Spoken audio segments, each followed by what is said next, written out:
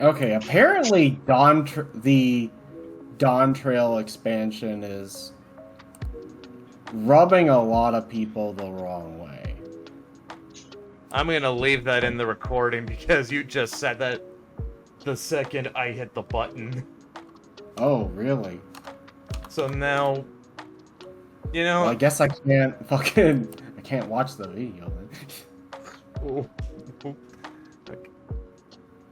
Oops. Yeah, this is MythoDoodles about Final Fantasy. Hooray! Alright, I think it's since we are now recording, what is everybody's familiarity with Final Fantasy? The standard opener for us.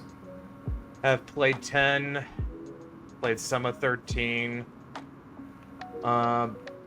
Know about 8 through Spoonie's review of it.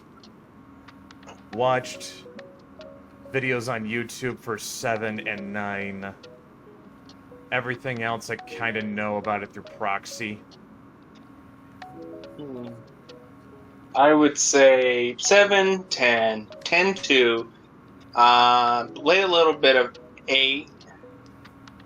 I played a little bit of Final Fantasy Online.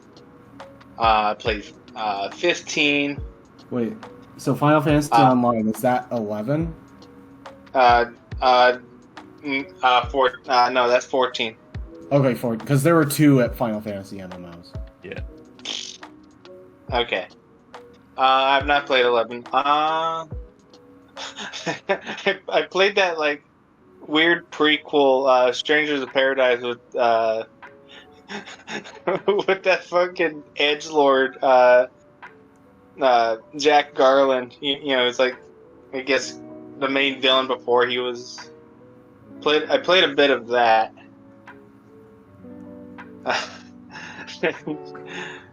Is that BV?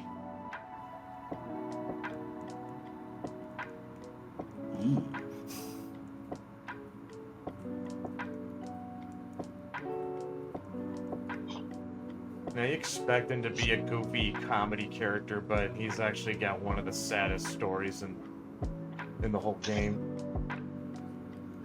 Admittedly, I was kind of drawing.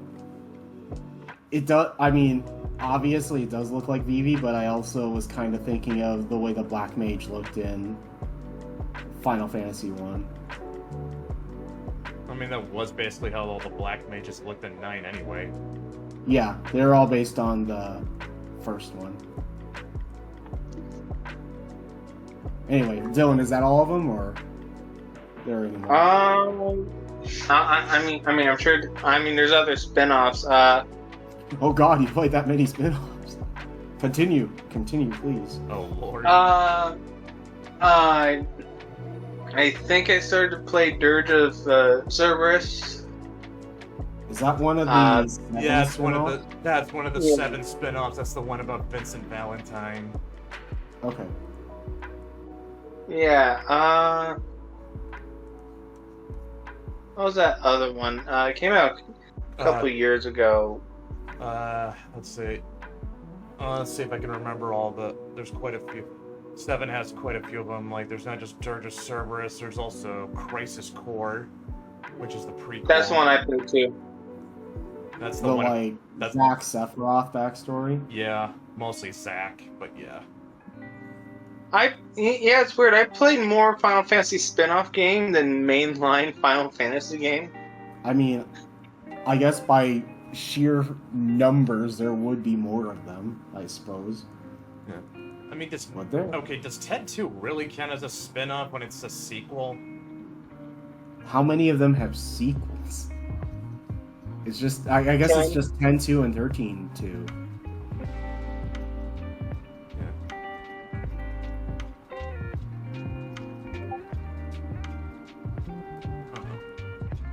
Where did you guys stand on that?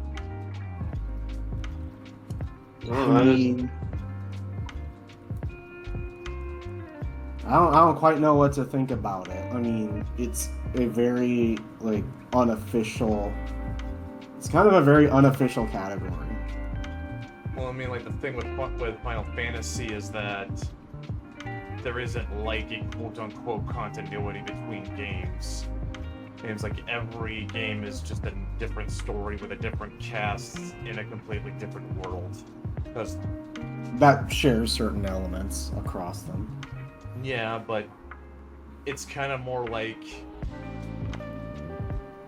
I remember seeing a video once that sort of drew a comparison between, like, Final Fantasy and Dragon Quest. Dragon Quest doesn't really change all that much, it's pretty consistent. Whereas Final Fantasy tries to reinvent itself with every new game.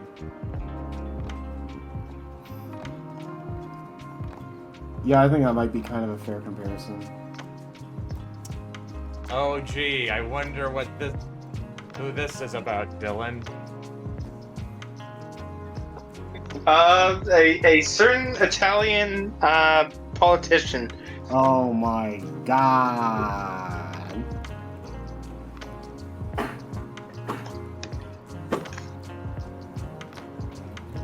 Five, 6, 7, 8. The Senate shall decide your fate. 9, 10. It's titties then. You don't even have to see her face, you just know. Yeah, I am intimately familiar. What do you mean by that? I am the Italian senator. I am the one. I'm the guy who put Tifa in the fucking Katsuko.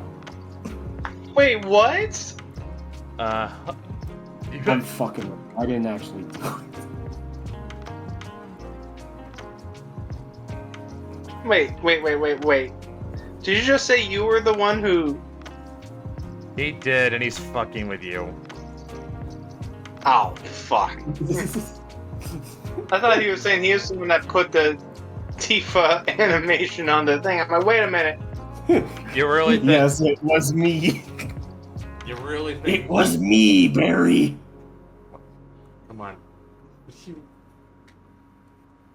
I don't know. I mean, Listen, I know I'm an impressively powerful person, but I don't think I'm not sure I would do that. I don't know I'd be able to do that. You just saw my autism in real time, people. Like, you couldn't detect a joke. Well, for one, he was kind of cutting out, so I was just like, huh?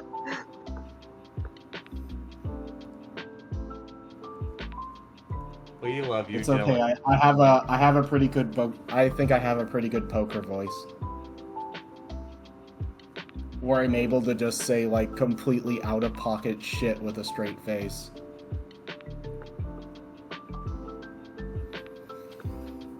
Oh my god.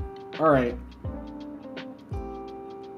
so Dylan, of the mainline Final Fantasy games, who's your favorite pro tag? My favorite.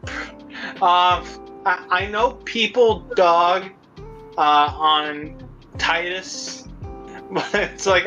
Is it Titus? But like, Is it I Titus? have a special connection, or whatever the fuck. I always heard Titus. It just like that was like my first Final Fantasy game. Okay, but but the laugh scene is cringe. Okay, there is context to that. I know. It's like, okay, yeah, it's really goofy, but it's like, there is context to that, and... Yeah. But even what... Yeah, I know, I did play it. I got through that scene, and I cringed the first time I got to it. It's like, I know that... I don't know, like... Does making something intentionally cringe make it good? The thing is, it wasn't like trying to. It wasn't like a wink and a nod to the camera. It was contextual to.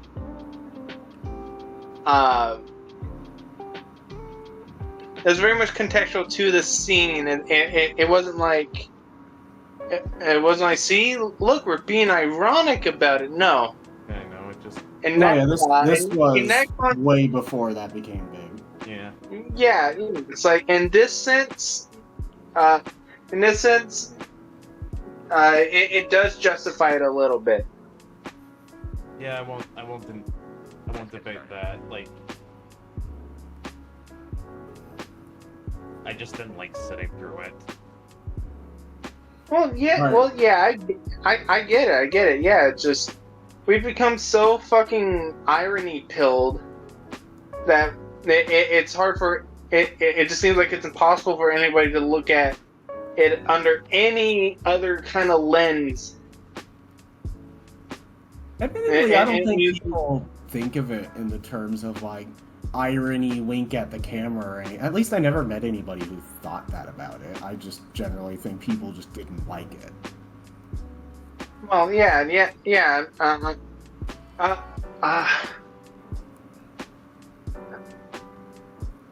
I'm sure that's not what people thought, but we've always kind of had, or at least for like the past like 30 some years, we kind of viewed everything through like a sort of cynical, sort of ironic lens. So that's why we cringed at anything Japanese. or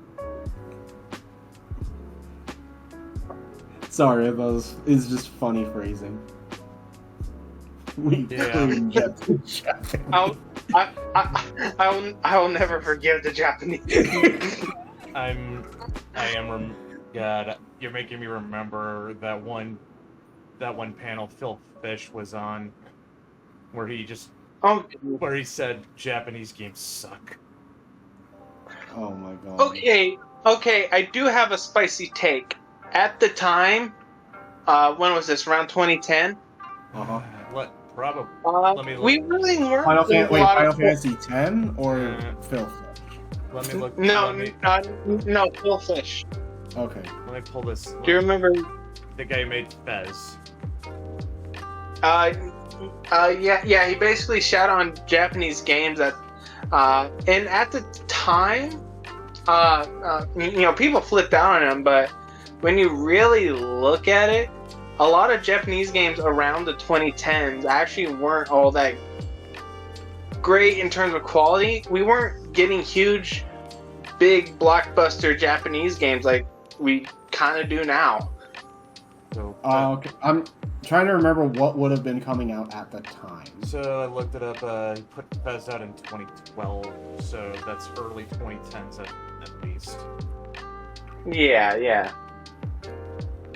Let's see. Capcom was on its slump. Lost Odyssey came out.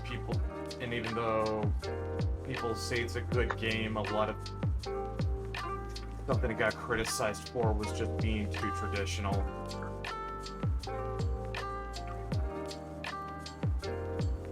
Which, if you ask people who love the game, like my brother, they say that's what they love about it. Well, part of it.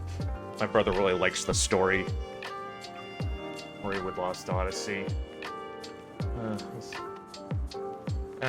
13 also Final Fantasy 13 also came out around that time, and that was, as far as I know to date, that's considered the worst game in the series. But I'm probably wrong. Is it? I mean, I don't know. I genuinely don't feel like I have a good sense for which of the Final Fantasy games people really don't like, because it does feel like 13 gets pushed a whole hell of a lot. Like, it got 2 sequels. Mind you, I'm not somebody... What I've seen of 13, I don't like. But at the same time, I'm also but I feel like somebody had... Like, apparently enough people liked it to warrant multiple sequels. Mm-hmm. Honestly, I've never played 13, but what's her face? Lightning. She kind of occupies sort of the same space in my head as someone like Rey from Star Wars. Like, the, try-hardy girl boss kind of character. That's kind of the impression I got. I could be wrong. But it's like that's always kind of the impression I got. Even back then, it's just like she never interested me as a character. I mean, I guess I liked her design, but it's like that's really. Well, I mean, I remember her whole design, like when leading up to 13's release, like the whole idea behind her design was Cloud but female. Ay, ay, ay. Only difference was that 0 out of 10, no ka-chow. only difference was they didn't give her a ridiculously huge sword. 0 out of 10, sword is not huge. Too much water. I'm just kidding. Not enough giant sword. I mean, as much as people like clown on it, I actually really like the aesthetic of giving a motherfucker a huge ass sword. Hell yeah. Big swords are always cool. Okay, here's a question. What's impractical? Okay, and? Here's a question for you guys. What up? Do you think Cloud deserves the hate he gets? What hate? Also, the hate I have seen for Cloud sort of boils down to he's emo. Okay, I mean, I guess my follow-up question would be is this hate, like, especially to... Well, I guess to be fair, he kind of got that started, that sort of trend with, because Squall was kind of like that, too. It's like... I think, honestly... I don't know. I think where it to be fair, I don't actually think it actually started with 7. It started with Advent Children.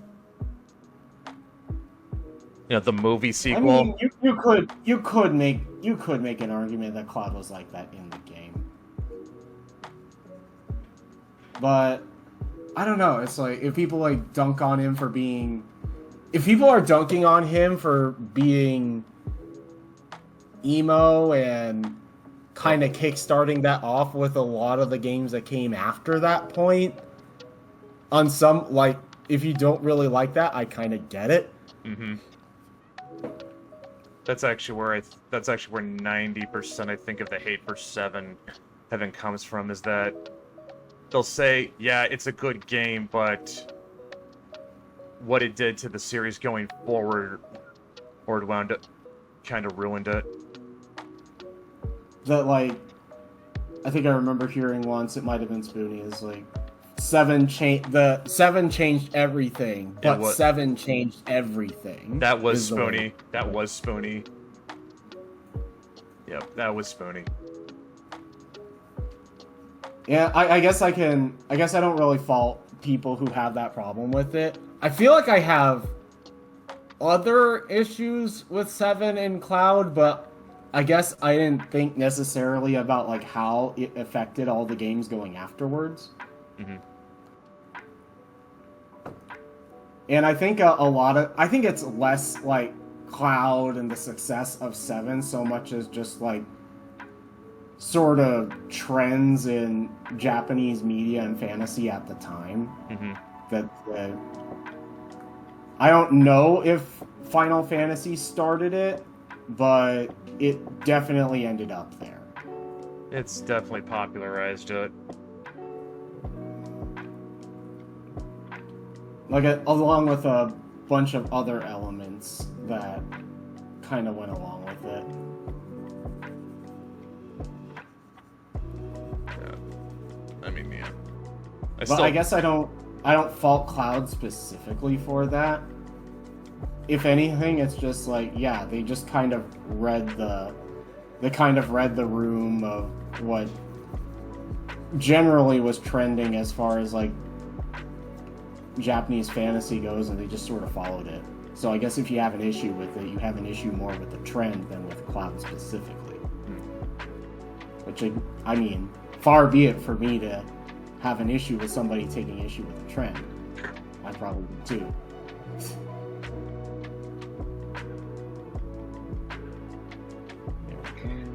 I drew Sid using only 10% of his power. I think in 7 he's smoking cigarettes, but in Kingdom Hearts, because they were selling those games to a younger audience, they had somebody told them he can't smoke, so they changed it to a toothpick. My word. Probably somebody at Disney.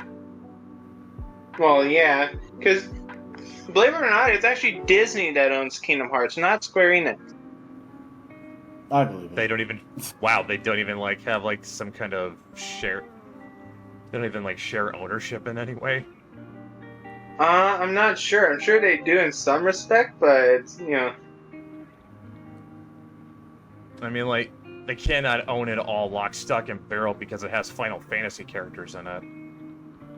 I guess, but it's just that's just basically what I heard. That Disney's kind of the one that calls the shots on Kingdom Hearts. That would make sense because their characters and worlds get used in it.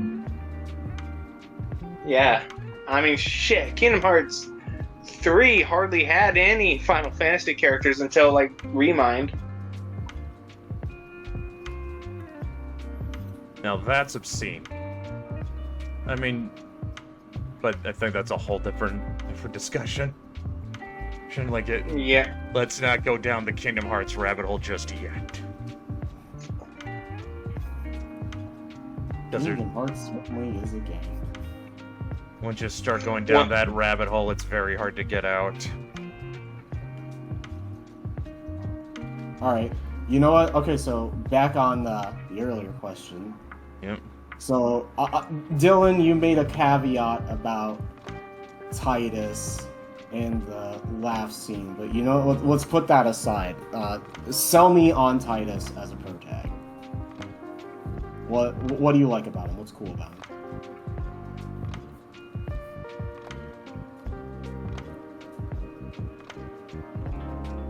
Dylan, you there? Uh-oh. Dylan, did you die? Discord probably kicked him out. That happened earlier. Oh, rip. And give him a minute, he'll come back. Alright, cool. Yeah, I did actually give 4 a try. It was on a Game Boy emulator. Yeah. I don't think I got very far though, but what I played I remember liking. I like 4 a lot. I mean, I guess I can get into this later, but I think of the games that I played, I think I like 4's protagonist the most. Cecil. Yeah, I like Cecil a lot. I love the art. Again, I'll talk more about it when Dylan's here to listen to it. Yeah, that was still back when. That was still back Discord. Discord kicked you out, Dylan. Yeah. Yes, Was I talking, or did it just cut me off completely? It cut you off. Yeah. I asked you. If you didn't hear me, I asked you to basically sell me on Titus as a protag. Because I know you made a lot of like caveats about like the laugh scene and all that. It's like, all right, let's put the laugh scene aside. What about Titus is cool? It's actually been forever since I played 10, but I do remember him being a pretty chipper and upbeat protagonist. Well, yeah, it's just there's definitely more to him. It's like, yeah. Like, yeah, that's what I remember. Like, compare him to Cloud or Squall. Like, he's a very positive, upbeat guy. Mm-hmm. Also, he's voiced by James Arnold Taylor. Well, shit. Yep.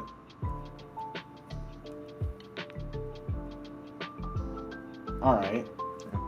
Well, now that after putting Dylan on the spot, Brett, your favorite Final Fantasy protag? That's the top of my head.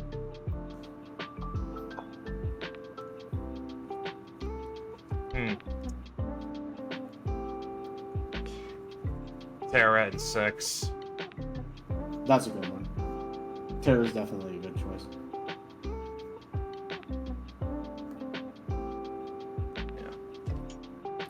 Yeah, She's really solid. Yeah, Terra's got a really good story. And I mean, like, God, I mean, like, the whole story for 6 is really great. Oh yeah. I think like 6 often gets kind of ranked as the best Final Fantasy game, and honestly, I really, from what I have played of it and from what I remember of it, I feel like it's pretty well deserved. If someone doesn't say 7 is the best, they will definitely say 6 is. Oh yeah. Yeah, I suppose it will tend to be between those two. Actually, I would say probably more like vastly. It's more of a three-way tie between 6, 7, and 4. Really? 4 is one I see get talked at. I see spoken of pretty highly. I mean, I agree. I played 4 and I really, really liked it. And with 4, like, I guess I'll just say mine. Like, Cecil is probably my favorite protagonist in Final Fantasy. Mm-hmm. I like him a lot, and I'm a huge fan of his like Dark Knight to Paladin redemption arc. Mm-hmm. I thought that was really fucking cool. Mm-hmm. Also, it was still during the time when the main character designer and writer for Final Fantasy was still Yoshitaka Amano. Mm-hmm. That guy had when 7 comes in, that's when Tetsuya Nomura takes over, for better and for worse. But there was something to Amano's art that really captured that fantasy vibe in a way that Nomura's never has. Like, this is no shade against Nomura. He is a good artist. Even if I think... They're just very different aesthetics. Yeah. Even if I think the guy has a bad habit of adding unnecessary details. Have you seen, like, his DC Comics figures? His Batman figure. That thing is infamous. I don't know. I was kind of a sucker for it. I heard people jokingly refer to it as Bat-Fomet because it looked more like a demon than Batman. Yeah. Like I said, Nomura's a good artist, but I think one of his, like, every artist has bad habits. Nobody's immune to this. His is that he will add detail where it's not necessary. Like, I think there could be worse. Say what? I think there could be worse traits of being an artist.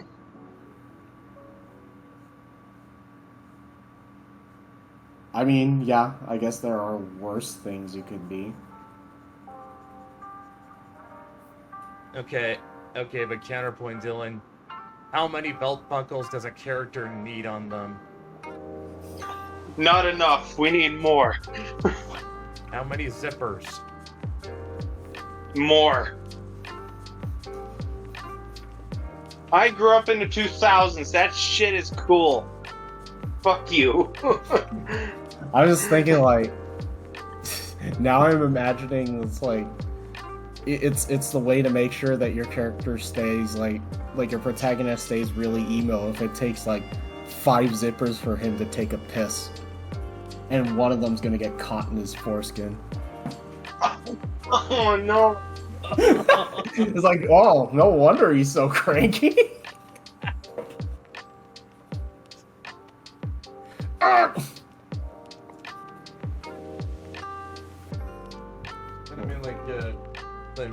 mean, I'd probably say I like Nomura's earlier stuff better than his later stuff. Like, there was still, like, he still had some restraint back then. Yeah, I suppose. I guess, like, my only real gripe with Final Fantasy lately is that, like, On some level, I feel like it's...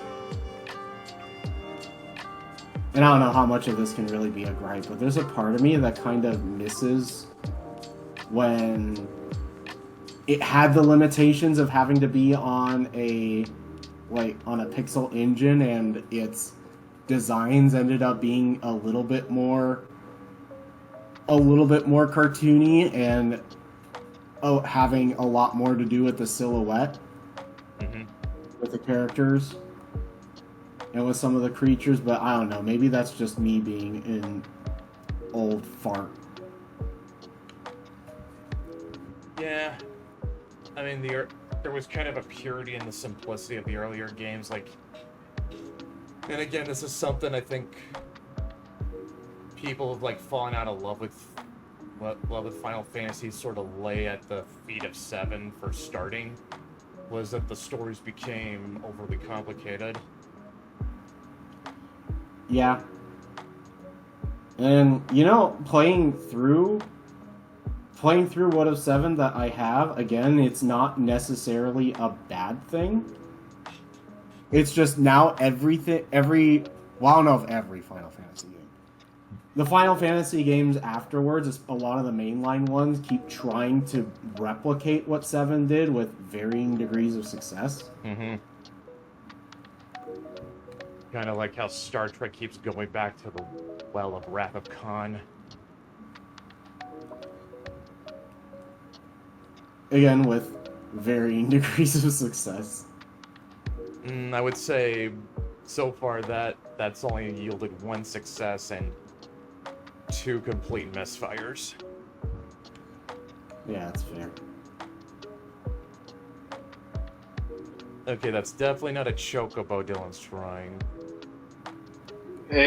No, wait, You'll see it's, no, wait, that's not even, I was wrong completely. I was thinking of a Moogle. It's a Moogle hoodie or cloak. Oh. The one Yuffie wears in the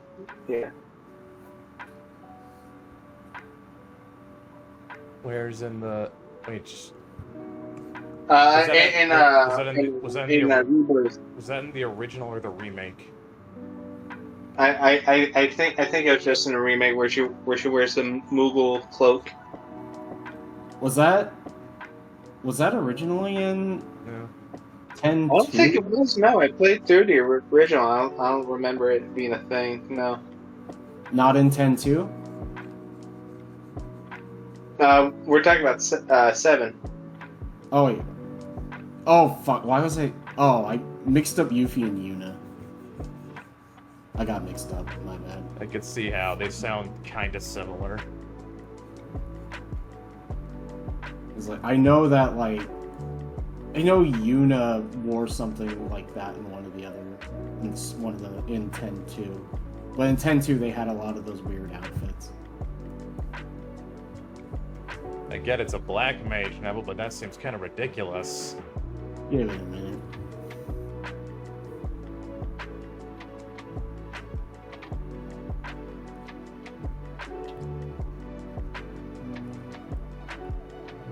But yeah. Okay, how about this? Which Final Fantasy do you think is underrated?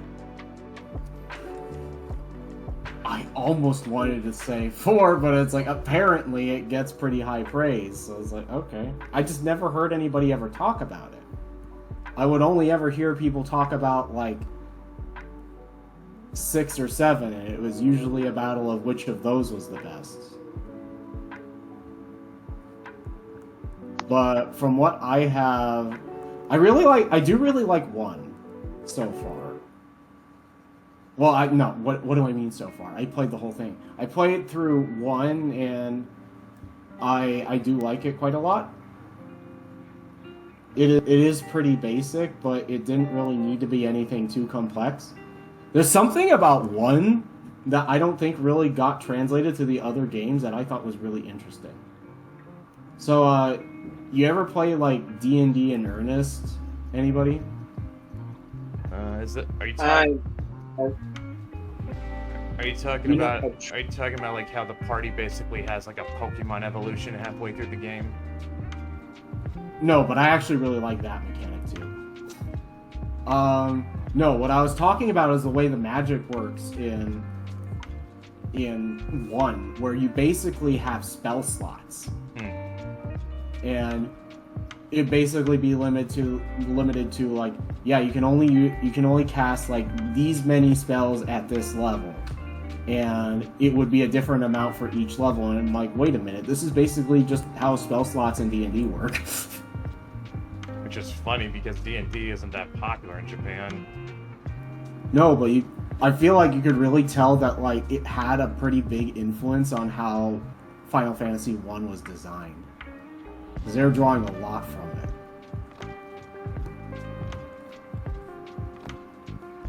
Certainly with how the spell mechanics work. I feel like there's other stuff in it that kind of harkens to D&D in particular. I can't think of them off the top of my head. But that was something about like Final Fantasy 1 that I actually thought was really interesting. And was a little bit bummed when I saw that it wasn't really carried. I mean, on the one hand, I was kind of bummed, but on the other hand, I was kind of relieved to see that it wasn't carried over into 2. Because, like, on the one hand, it was like, it's a really interesting mechanic, and on the other hand, it kind of makes things harder. Because you have to keep track of how much of each spell at each, like, spell casting level you actually used. Hold on, I got kicked out. Let me. I think 9 gets overlooked a lot. That's fair, yeah. I think in that era, people just sort of overlook 9 as like, oh, yeah, it's good. And then they immediately jump into debating about, like, 8 and 10 and 13. Because I think what happens with a lot of, like, discourse in Final Fantasy is that people will kind of jump to the games that are more controversial and talk more about them. And I say controversial because there are people that really, really like them and people who really, really don't like them. Oh god, I remember like how Spoonie's review of 8 just sort of was the thing that put him on the map, at least as far as the internet went, because up until that point, like anyone dunking on a Final Fantasy game, at least at that point in time, I think was unthinkable. And here was this asshole, getting in front of a camera and saying, "This game actually sucks." And I'm gonna go into excruciating detail about why. I mean, I feel like I did see the review way back when. I don't know how I would feel about it, but there's a lot about, like, 8 that I admit just probably wouldn't really appeal to me much.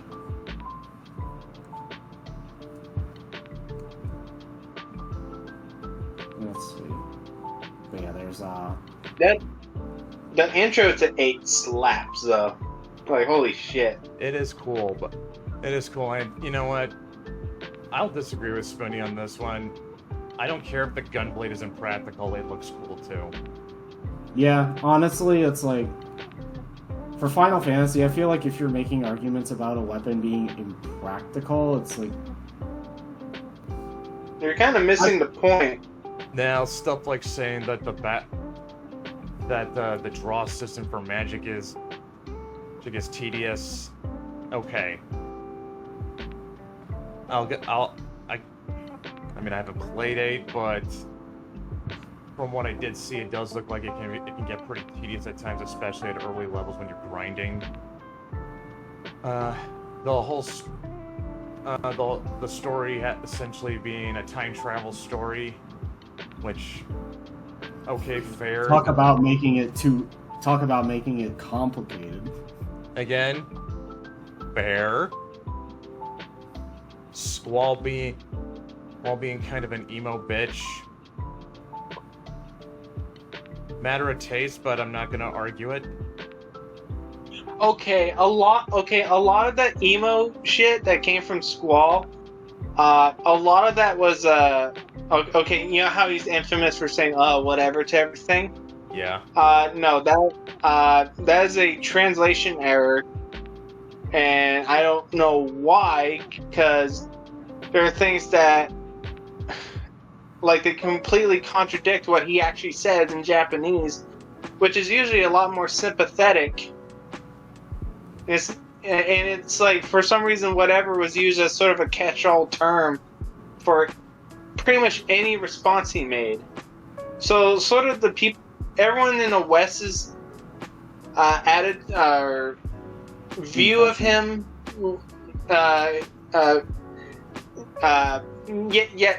everyone's impression of him over here was like, oh, he's just emo, he's a dick.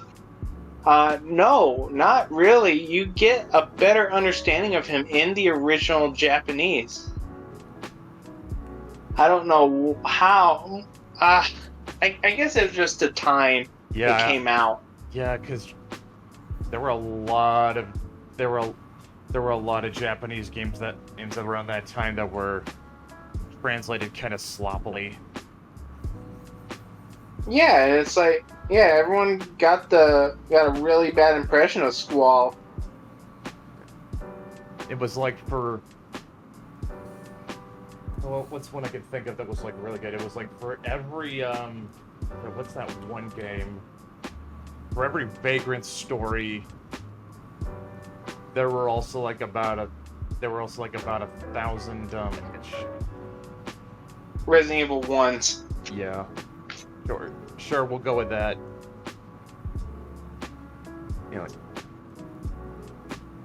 speaking of which, Vagrant Story is a very underrated game. It's not Final Fantasy, but it was done by Square, and I'll just say that that translation is like, that's a work of art.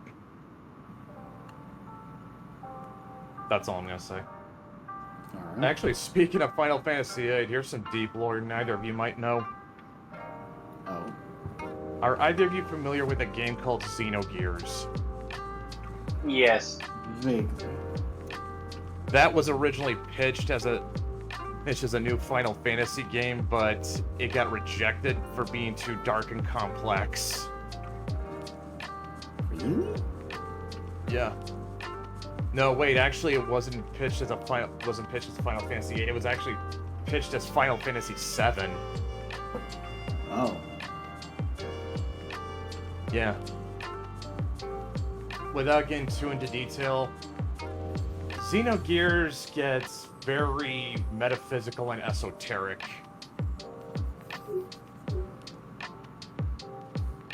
Like, more than 7 does?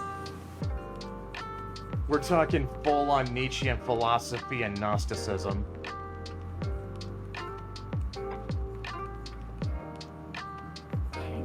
Okay. Yeah. Yeah. I mean, I don't know. I figured that given everything else that happened, like 7 onward, I figured they would be into that kind of thing. Hey, just be thankful it still got to see the light of day in some fashion.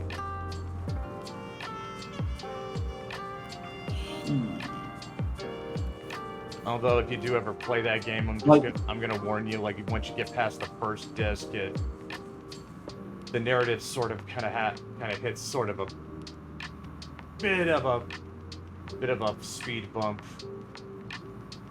and this was due to them sort of running low on time and money.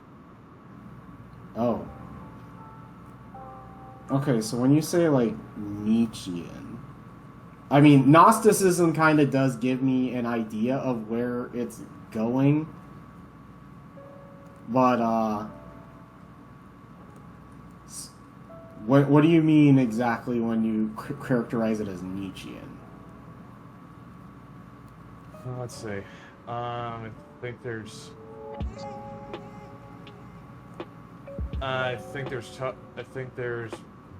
bits talking about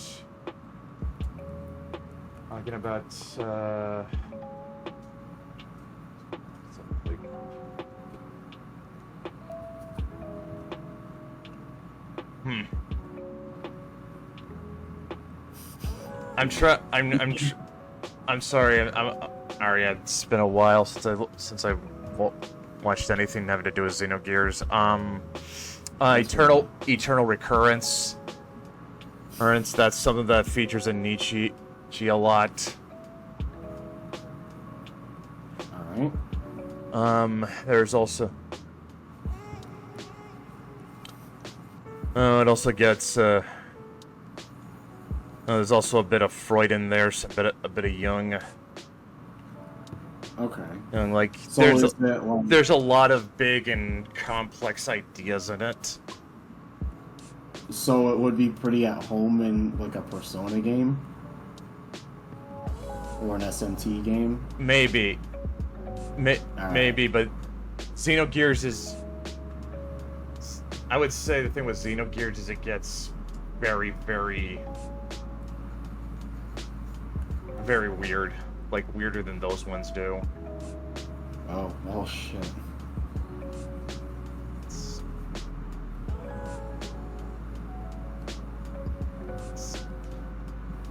And I am sorry I derailed everyone to talk about Xenogears. Here's when this is supposed to be about Final Fantasy. I mean, admittedly, again, 7 went into a lot of those sorts of directions anyway. I guess there was the whole thing about the self, the thing about how life is all interconnected. Did villain trying to transcend mortality. And there's a little bit of that, like, sort of Gnostic idea of life being illusory going on, like, especially with, like, the way Sephiroth approached how he approached killing everybody and dealing with the life stream. Mm-hmm. I guess there might be something more pantheistic involved with that, more than explicitly Gnostic. But I mean, Gnosticism kind of finds its way into a bunch of other belief systems.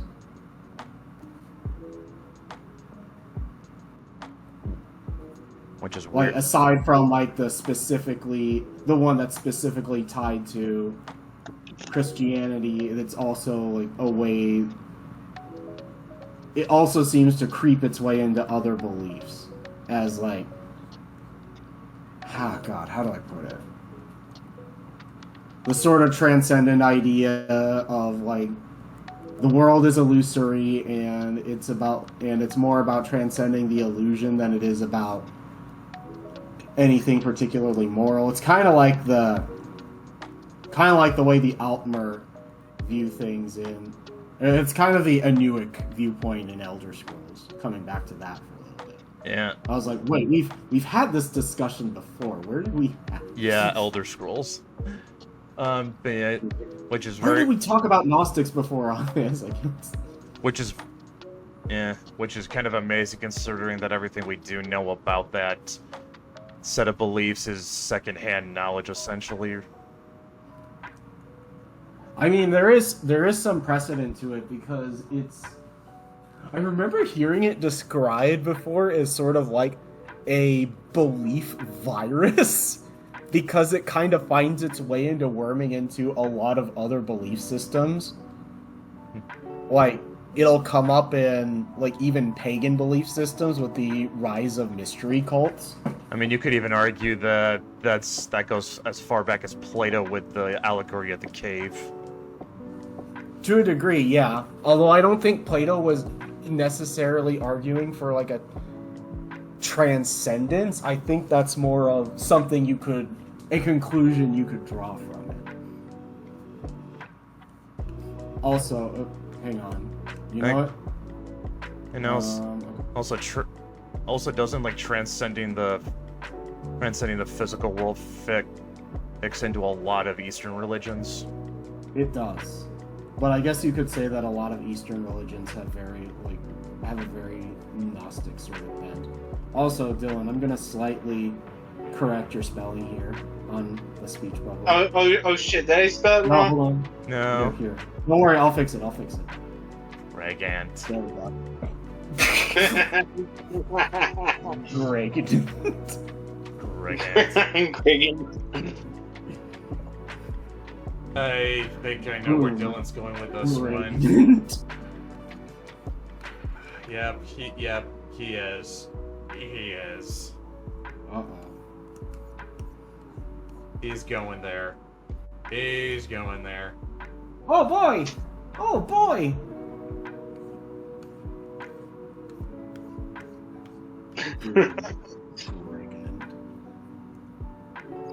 Sephiroth's just gonna be a silhouette in the back.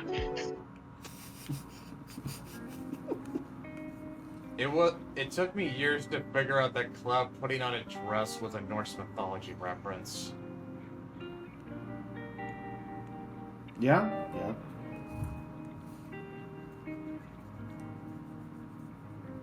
If anyone doesn't know what I'm talking about, there's a story where Thor has to cross-dress to get that Mjolnir back after it's stolen from him. And it was Loki's Good to idea. know. Good to know.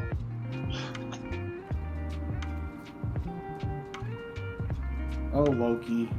You fucking rascal.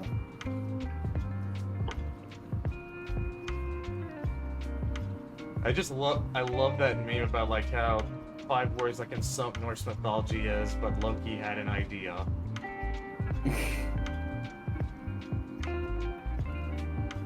And then Loki had an idea. No!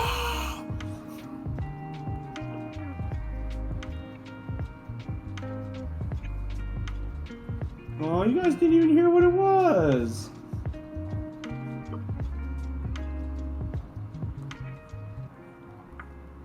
Hear me out. I want to hook my daughter up with the God of Light.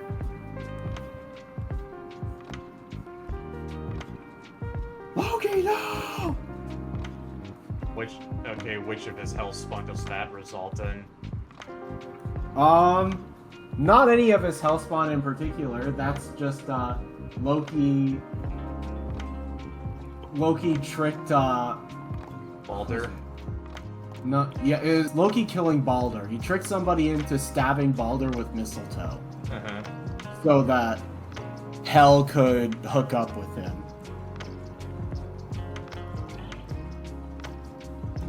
So it's basically like Loki finding his daughter a boyfriend And by killing him and sending him and to causing the end of the world.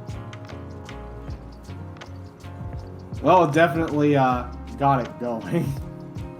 Set things in motion for it. Like it's the first domino to fall.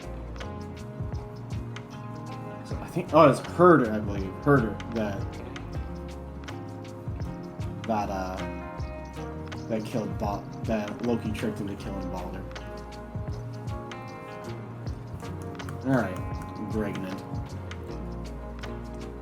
Now I gotta try to figure out something else to do. I guess I already mentioned Cecil, I should probably draw it. Yes.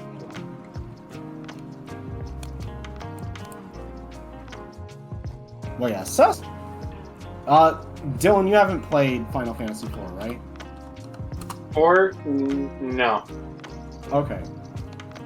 I technically own it, but I have not played. Alright, here's my pitch for Final Fantasy IV. You start off as the villain.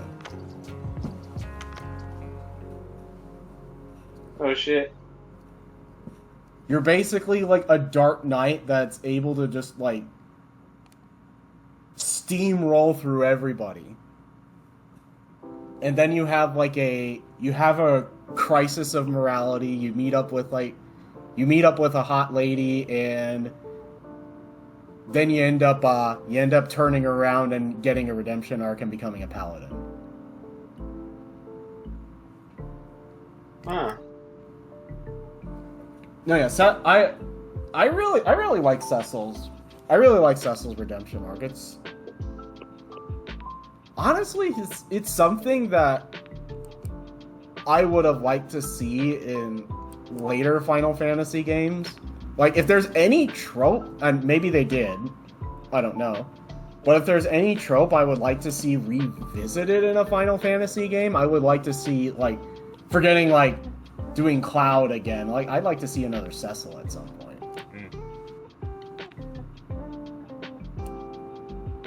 So, which was sadder?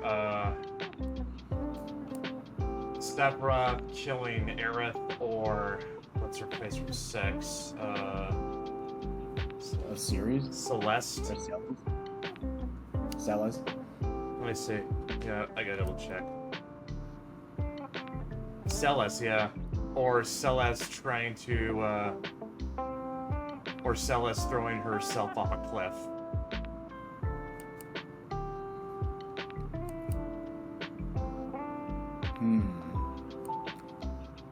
I feel like Cella's... I don't know, maybe I'm a little biased, but I feel like Cella's hits a bit harder. Although I was surprised at how hard, like, Aerith dying hit, even after already knowing about it.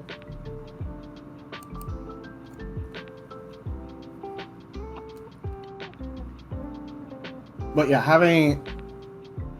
Yeah, Cella's hit pretty hard because of all the, like...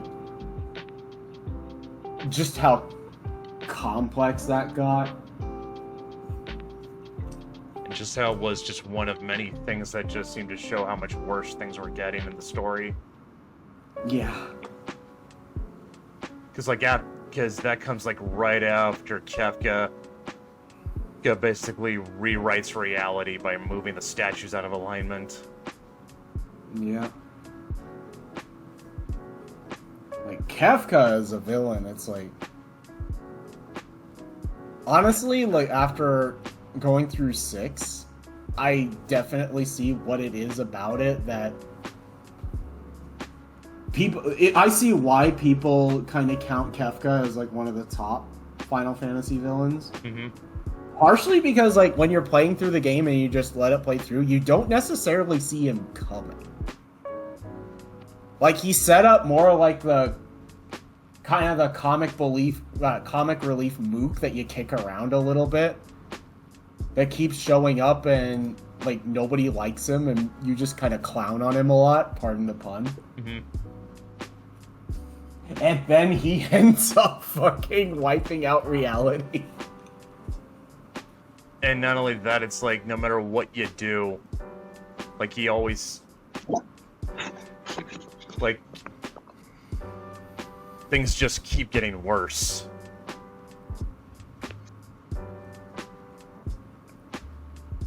And, like, compare that to... Say what? I was just about to start talking about Sephiroth. Yeah, I mean, like, compared to Sephiroth, whom, like... Yeah, he's got that iconic scene. I mean, with the fire. Yeah. But he's... You see him very little throughout the game. I think that's, like... I think it's, like, two very different approaches, but it's kind of what makes both of them work. Yeah. Like, Sephiroth, a lot of what you know about him is in flashbacks and sort of insinuation and rumor. Mm-hmm. Which I think is part of what people really like about... I think it's part of what really helps get sold on the character. Yeah. Yeah. Whereas, and you only really see him when it's going to make the biggest impact. Mm-hmm. And most of what you see is just the result of him having been around. Mm-hmm. Whereas, like, Kefka... I mean, part of the surprise with Kefka is just how often you see him.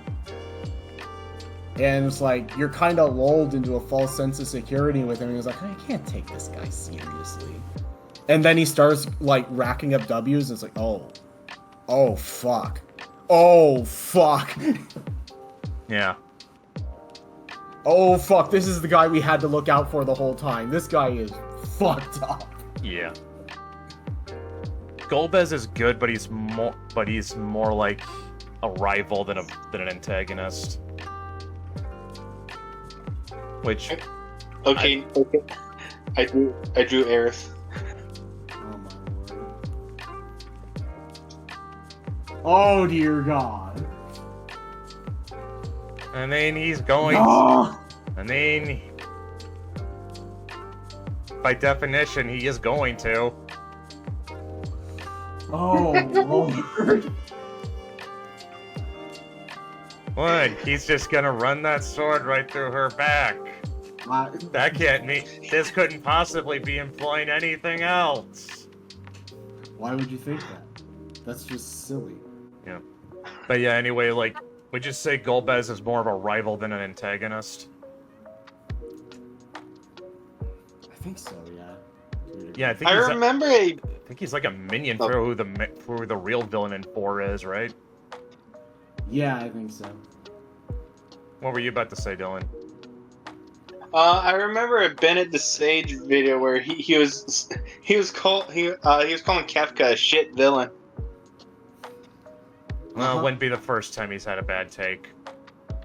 Oh man, yeah.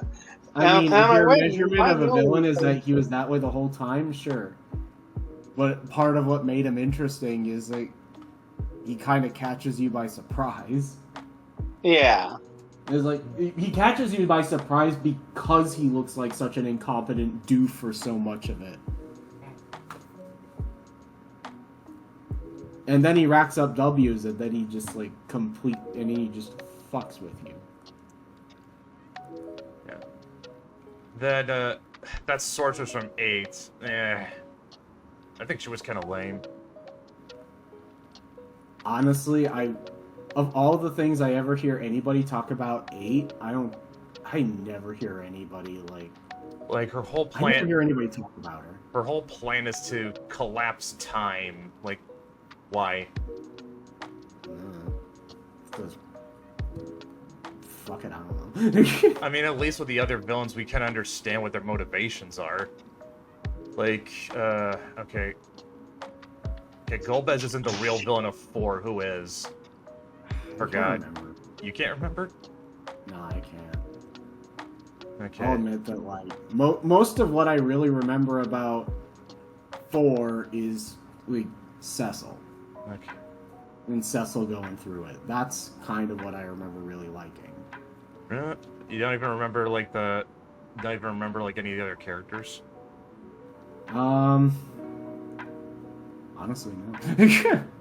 Maybe that's why 4 isn't nearly as high on my list of like favorites of all time. I think it's why I would say 4 is my favorite protagonist, but I'm not sure it's my favorite game. Oh, the main antagonist for 4 is Zemus. And Yeah, honestly, I don't know much about him. And his goal is he is a Lunarian who wants to destroy humanity and claim Earth for his people. Alright, that's probably why I didn't remember. He's an alien now. I'm gonna, based on him being a Lunarian, I'm gonna assume his people are from the moon. Yep. Cecil is like half moon man. Goodbye. Oh god, it means that the end of 4 is goodbye, moon man. Goodbye, moon man. It's a good thing we didn't do anything with Mac tonight. Actually, I was thinking of that song from Rick and Morty. Yeah, that's why I didn't know what it was. Okay, but yeah, 6, Epka, he just wants to destroy reality because he's completely insane and a nihilist. Yeah.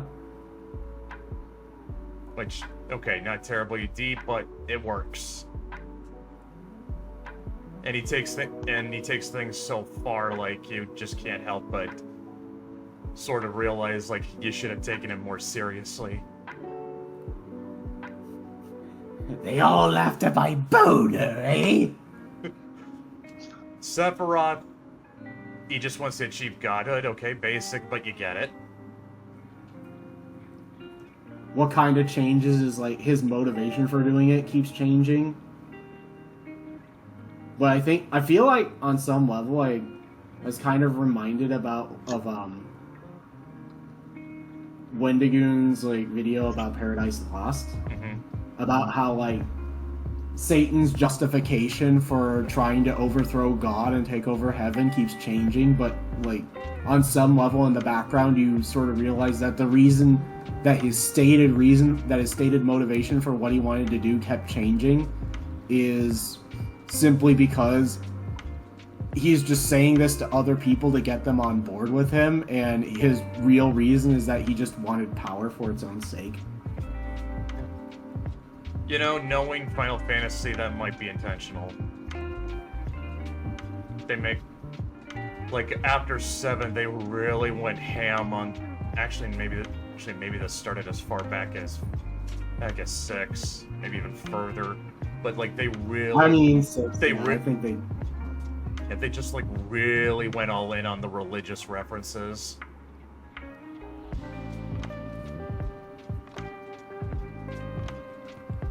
Yeah, for sure. I mean, they called him Sephiroth, for God's sake. Yeah, not a lot of room for interpretation there. But yeah, like, his whole goal is achieve godhood. Godhood, like, basic, but you get it.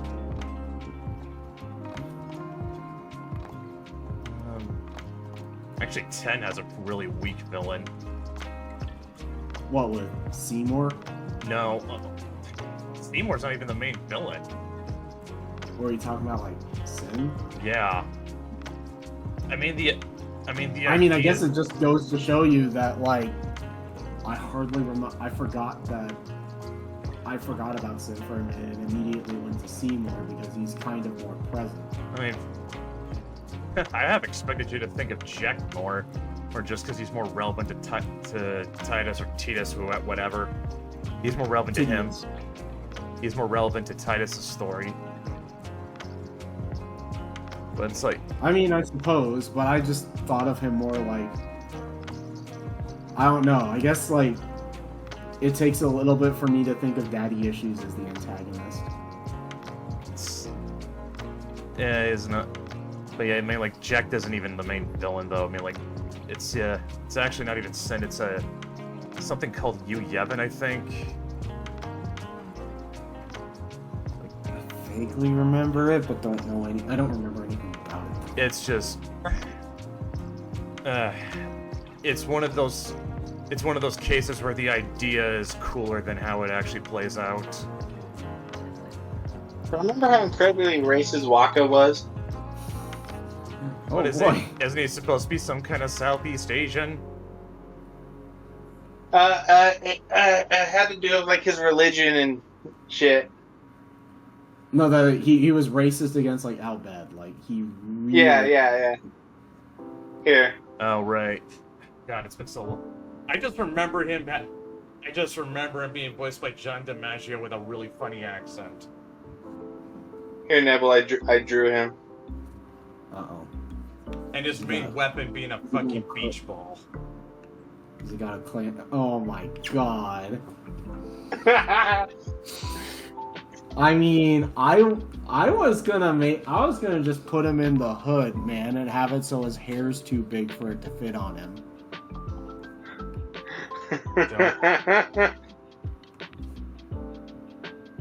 The rare moment where I was gonna go further than Dylan. Oh my lord.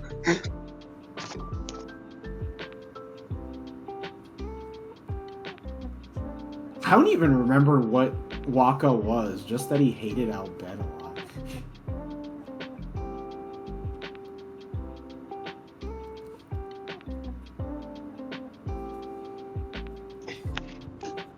Granted, don't Al-Bed, like, raid people a lot? I think so. It's been forever since the last I played think 10. Yeah, it's been years.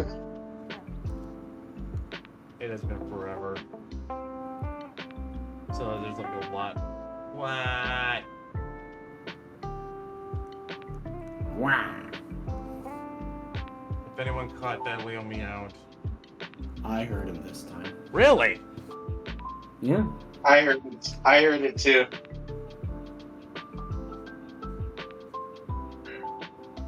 Jeez, you have got a really loud voice, you know. Hey, come here.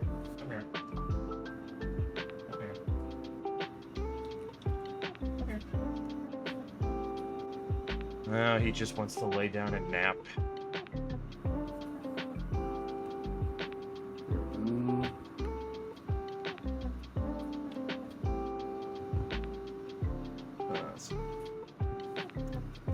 12. Here's something I wonder if you guys are gonna agree with or not. okay. I remember it getting compared a lot to Star Wars. 12? Yeah. Huh. I mean, I can see it.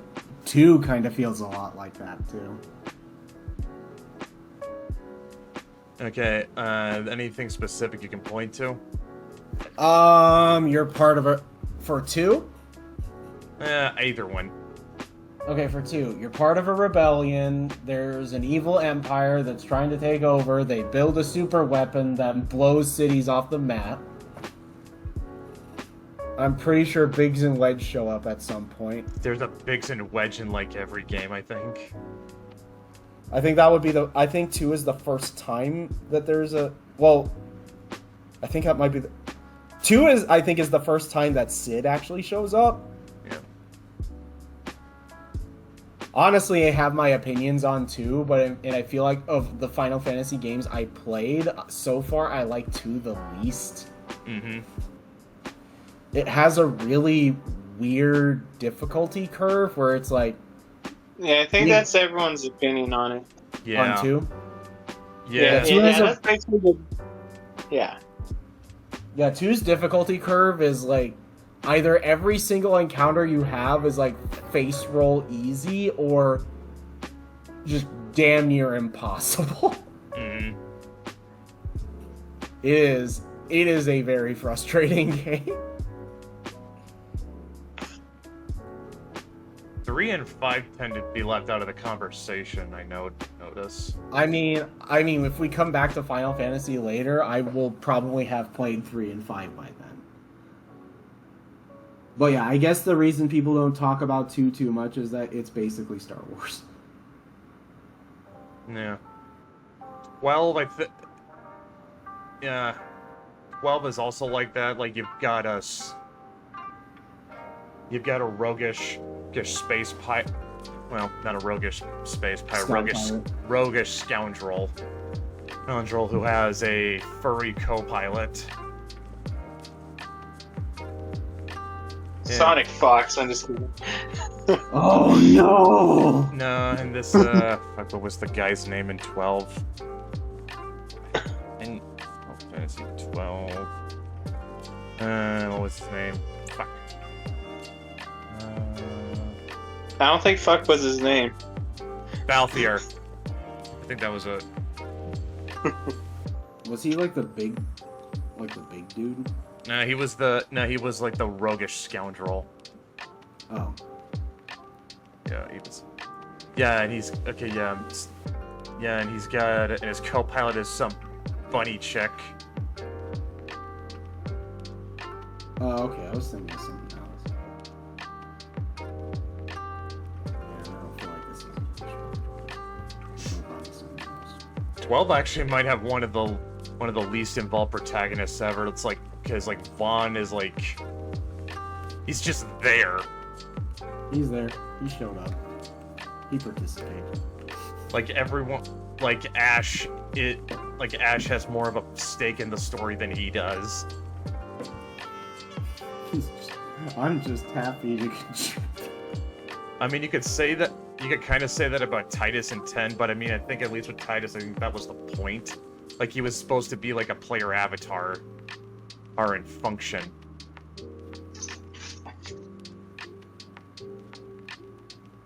Okay, time for the big one. You've already done Tifa. No. You'll see. I don't see how you can do bigger than that. Not Lulu? big, literally, but... Oh, so not Lulu.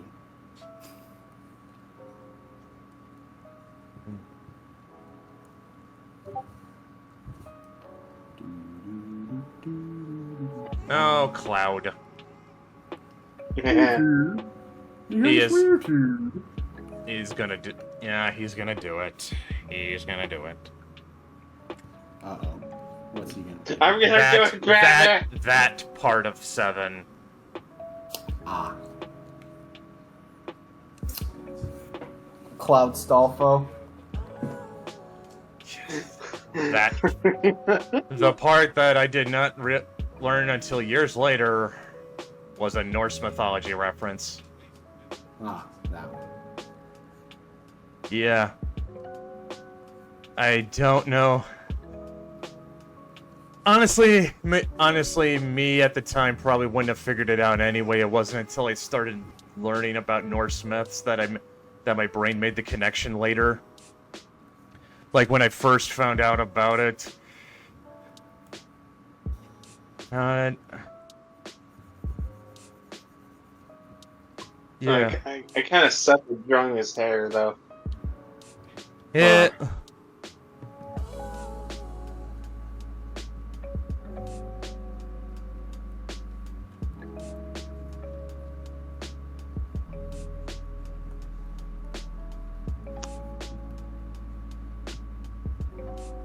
You guys still there? Yeah, I'm still here.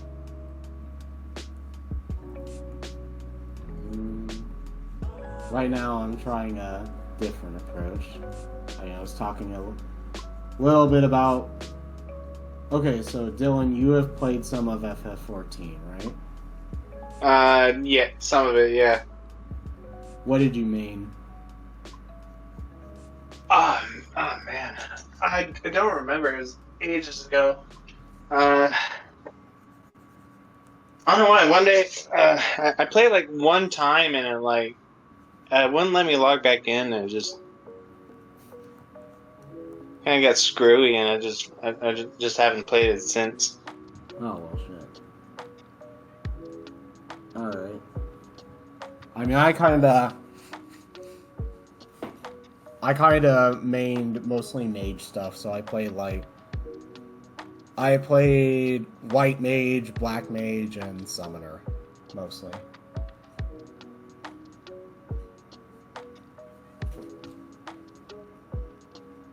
And I kind of considered it as like, oh, okay, cool. I feel like I beat the game when, or at least I could feel like I was done with the game when I got the actual white mage looking robes for my character. That was pretty cool. Was anybody Nice. around? Was anybody around for 14 before the reboot? I mean, No. It wasn't around that long before they did the reboot.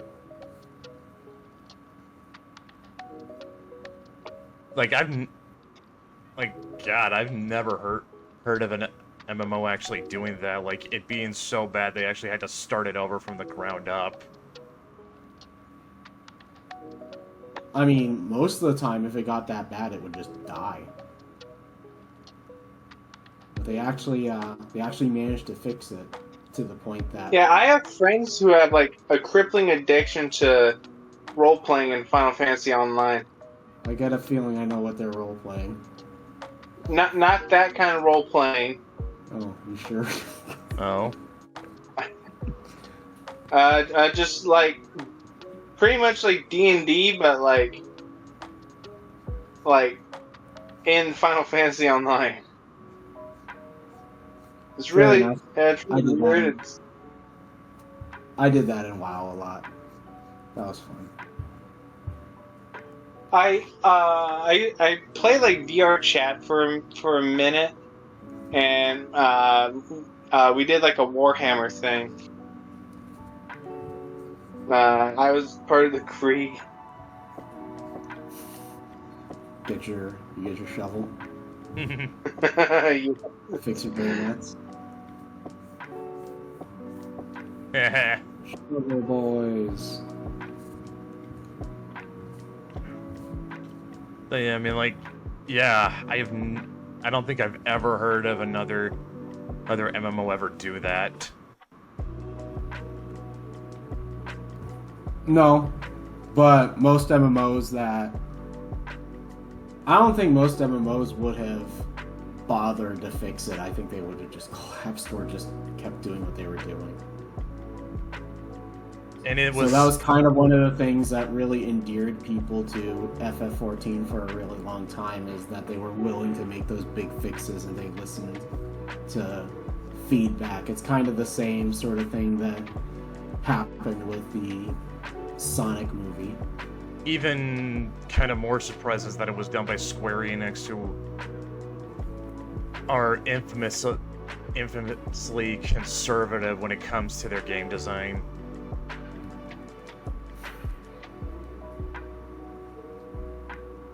Wait, Yeah. Conservative in this context meaning they're more likely to stay the course and actually change anything. I reiterate, like, how do you mean? Because we just got through saying that they try to reinvent the game every iteration. That seems about as far from conservative as you could get. It's kind of...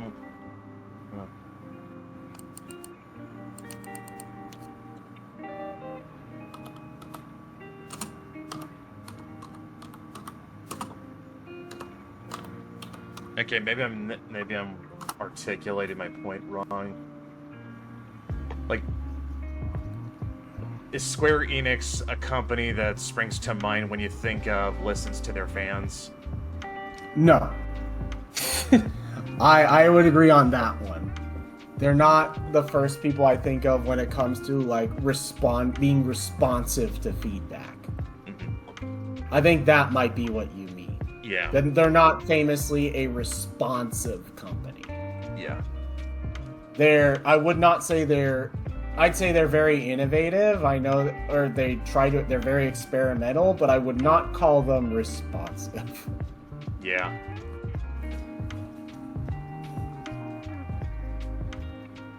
Well, at least the part of their team that handles Final Fantasy. I think Square still does Dragon Quest. I think. I'm gonna double check that.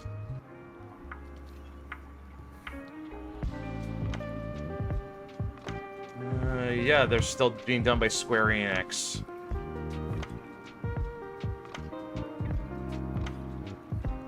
Yeah, the people who, Dragon Quest is the one that it doesn't really change all that much. No, yeah, there's Dragon Quest may be a bit more conventional. Yeah, I mean, like, Which, I mean, shit, you can't say it doesn't work out for them. It's the most popular RPG in Japan. yeah. I mean, God, I mean, you've heard. Look, I guess they're doing something right. I mean, have you heard stories about how I think there was like one Dragon Quest where when it launched, like whole Japanese businesses like had to shut down because of all or something. Like, God, I'm probably remembering details of it wrong, but you probably heard this story somewhere. No, I think I know what you're talking about. That a bunch of people took time off to get the game, and a bunch of businesses closed down for a bit. Yeah, because everyone had to get their Dragon Quest fix.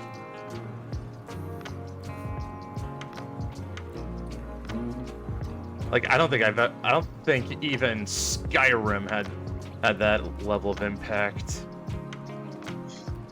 Oh my god.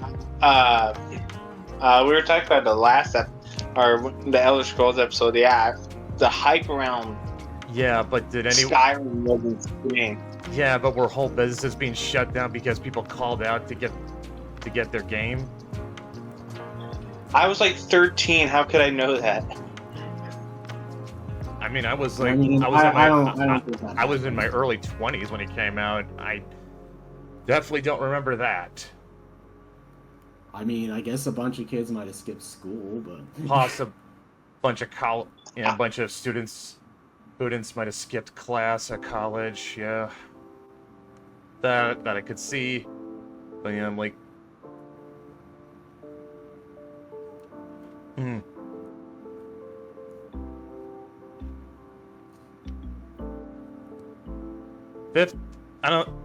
Was 13 kind of the point where we all sort of collectively dropped off?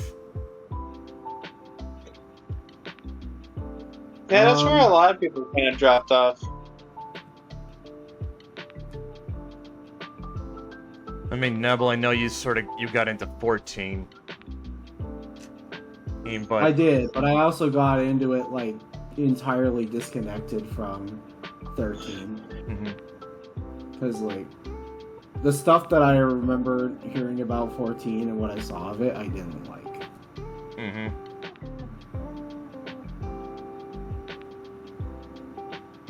Yeah, but it kind of seems like 13 was, I mean, at least speaking for me and Dylan, like both of us sort of kind of dropped off of FF at that point. Yeah, I think it's fair to say that was a lot of people's dropping off point. Because again, I would categorize, the way I would categorize 13 is that it's controversial. Like, a lot of people don't like it, but apparently enough people liked it to warrant more of it. That or Square was just flush with cash from Sony, need to make more. A distinct possibility, I suppose. Because I'm like, I don't know. I felt like when it comes to Final Fantasy games, there's gonna be a fan for it somewhere. Although I guess I never heard about the reception of 2 until I started playing it. Because nobody ever really talks about it, but I guess I only just found out now that the idea that it has a really bizarre difficulty curve is actually kind of the consensus.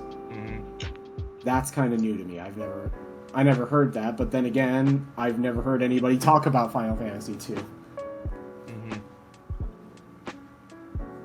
I did play a bit of 13, and I'll be honest. I actually was not bothered all that much by the fact of it being linear. Let's get started. Right. Like an RPG being linear is not necessarily a death sentence.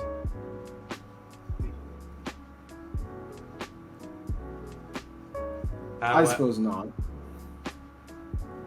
When you're Final Fantasy, though. Well, I mean, in Final Fantasy, they do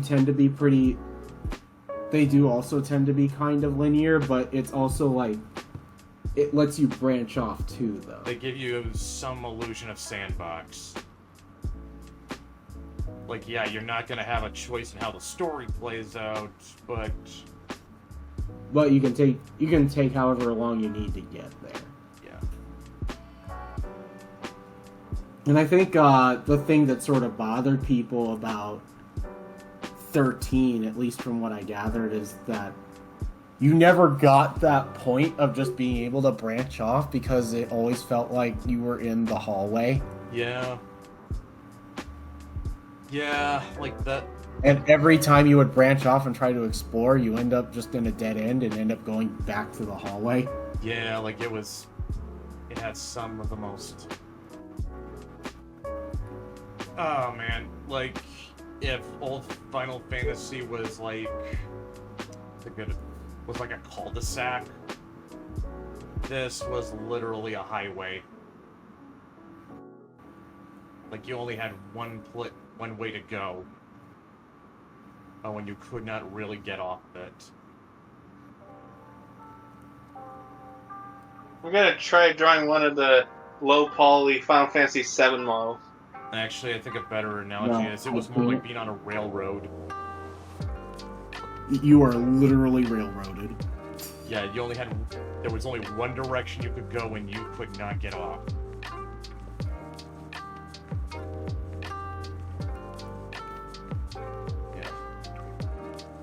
Yeah, I think I figured out the better way of, the better analogy. Like, I feel like that's exactly what rubbed people the wrong way, is that they were literally being railroaded. Yeah, like old Final Fantasy was like driving through a city. You had places you could go, things you could do. Oh, even if you did not get a say in the story. Like, you had some place to go, but there were stops you could make along the way, and there were things there were side quests you could do for diversions. There were mini games. it wasn't exactly like, again, it's, I feel like Elder Scrolls is kind of on the opposite extreme, where it's like, it's not gonna have like, I mean, Elder Scrolls isn't gonna have like different endings or any, well, actually, I guess it kind of does. But, I mean, but it's also like, it's not gonna be on the level of like, there's just so much shit that you can do that you could play it forever and never get to the end. Whereas with like Final Fantasy, you're kind of eventually gonna get there. It's just there's some other stuff you can do along the way. Yeah. Or like with BioWare, where this narrative is literally a choose-your-own adventure. Yeah. BioWare, I guess, is like, or it was on the top end of offer like choices and consequences for the end. Although it also means that like, I guess with BioWare, it also means that you don't necessarily, like, it doesn't allow for as much exploration. It's a bit more limiting, but the choices were mostly how you interacted with the characters and what you chose to do in the places that you were put. Mm-hmm. Yeah. Elder Scrolls just gives you a sandbox to run around in. Final Fantasy tries to give you... You can get to the main quest when you feel like it. Final Fantasy tries to be a more curated experience. It's like being on a theme park ride. Yeah, that's kind of how I remember hearing. It's a sandbox versus theme park. I remember hearing that that's kind of how like the philosophy of WoW was described as an MMO. That it was, WoW was largely done as a theme park. There's specific stuff to do. Mm-hmm. And I don't know, maybe that's a good analogy for Final Fantasy. Final Fantasy also runs on the theme park analogy. And I feel like the issue people had with 13 is that 13 was the theme park, but it has one ride. And everywhere you go is just the line for the one ride. It's a theme park with a single roller coaster.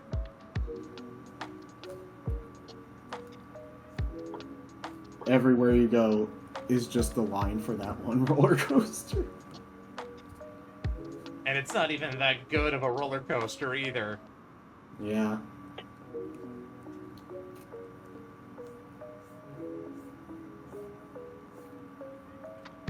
we go. I'm liking how this white mage is turning out. Oh, those crunchy PS1 aesthetics. Crunchy. Let me have a look at that. Where's the pipe cleaner? Oh, there he is. There's the fella.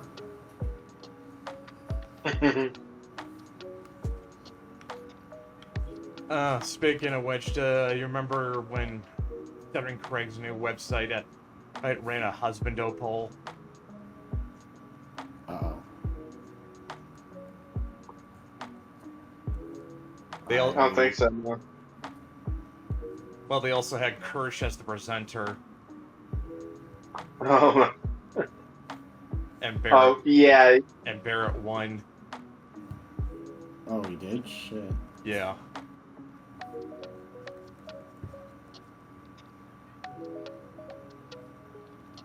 Damn. Also, I should mention that that because it was a poll, that meant it was determined by community vote.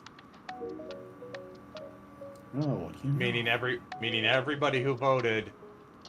Well, everyone, the majority favored Barrett. Yeah, I can see it.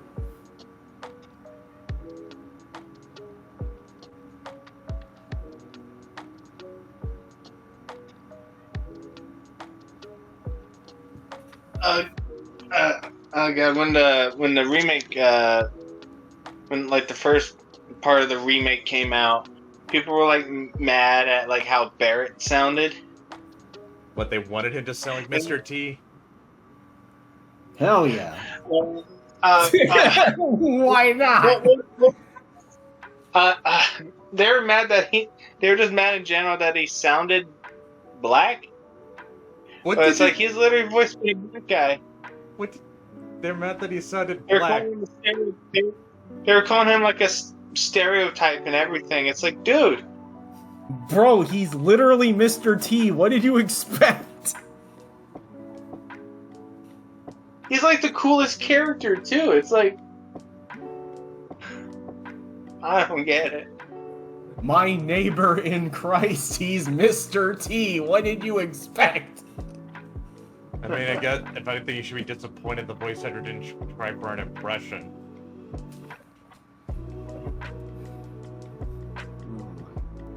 Yeah, I'm more disappointed that he didn't just straight up do Mr. T. Yeah.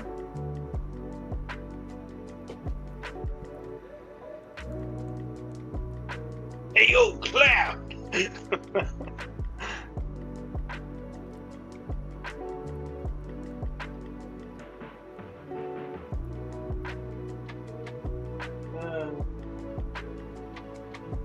Do you remember the Oni Newgrounds of Final Fantasy? Actually, hold that thought, because I just realized if he's Mr. T and Sid has an airship.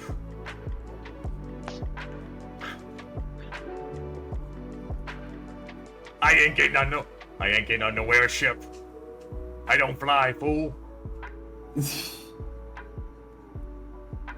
I don't fly. Okay, Dylan, your thing. Do you guys remember the Oni Newgrounds of Final Fantasy video animation? Holy shit! Oh, I gotta look this up. I'm not gonna play it. Just because I'm gonna need my memory jog because I may have seen it years ago. It's called Pointy Bits. This looks kind of familiar, but I don't know if I watched it. Oh, Chris. Oh, Chris. I'm letting an autoplay without sound. That's what he opens it with. Oh, Chris, you rascal. Ta ta ta ta ta.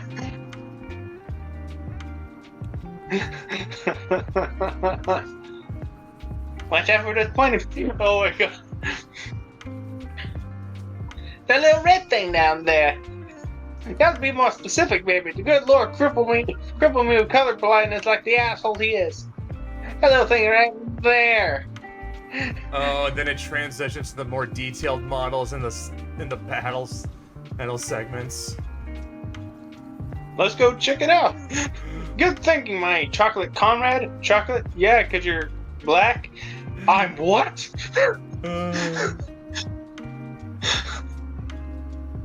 I have like that whole video like memorized word for word. Because of course you do. Well, yeah, that's like shit I grew up with. Love Oni's videos. Darn you, caca carrot cake. You have no real super sand.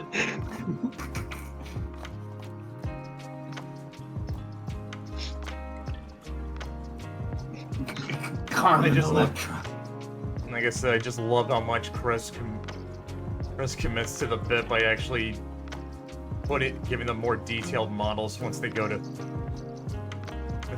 Oh my god! I just got to the credits and I saw who worked on this.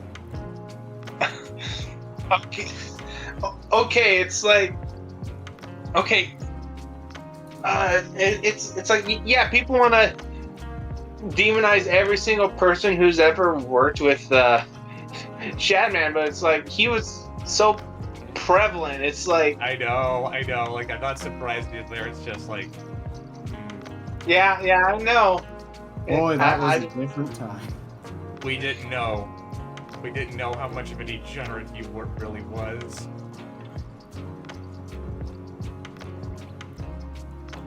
Yeah.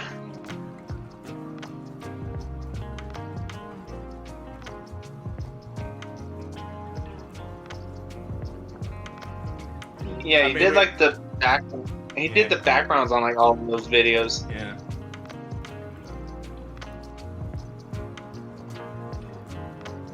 Like I said, I'm not gonna hold it. I'm not gonna hold it against the video retroactively. It's just like, you just kind of can't help but cringe a little bit. Yeah.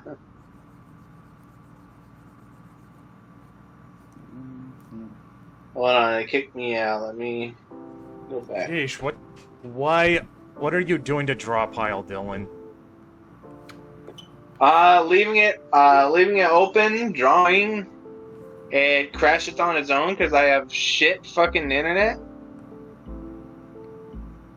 And for some reason, it doesn't do this for anybody else. It's like, oh, it's working fine for me. It's like, I don't give a shit. It doesn't reach my room. Spectrum can kiss my ass.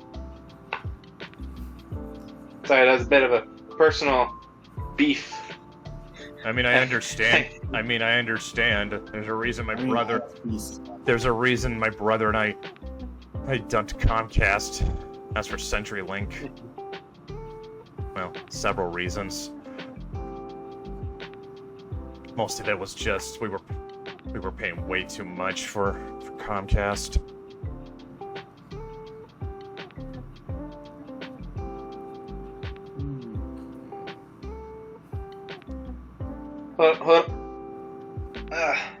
Hold on, Neville. I'm going to draw the same character as you are right now. A white mage.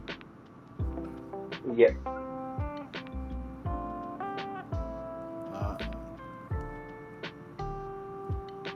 Oh no.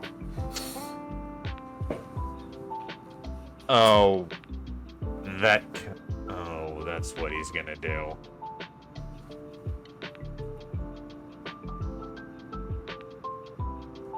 What am I doing? Dylan, if your whole thing on this show is being the racy one, we know where it's going. I'm drawing something wholesome. Oh. I guess we'll see. Maybe. Potentially. Probably not. Yeah. That'd be about what we expect.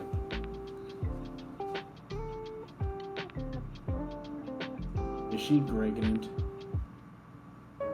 She might be pregnant. Ah, I see. Is she a mosquito? Drawing her a big baby bump. Oh. Now draw her getting an education. Oh. Now draw her reading the Bible. Dylan subverted Dylan has subverted expectations. I mean, I already gave her a cross, so... I went and looked up reference, and she apparently had one in some of the artwork.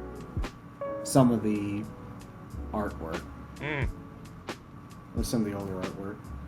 Any opinions on the red mage? Red mage? Yeah. Mr. Fancy Hat? Okay, like, black mage does offensive spells, white mage does support spells. What does the red mage do? I mean, I didn't use him in my FF1 playthrough. Alright, I'll look I guess he does like a little bit of let's look it up. But honestly, it's like, it's one of those things where it's like, I'd honestly have one or the other. Or I'd rather have like a white mage and a black mage. It has access to white and black magic spells, but is especially proficient at buffing and debuffing spells. Okay, and he has a fancy hat. It's also a bit of a DPS class. Okay.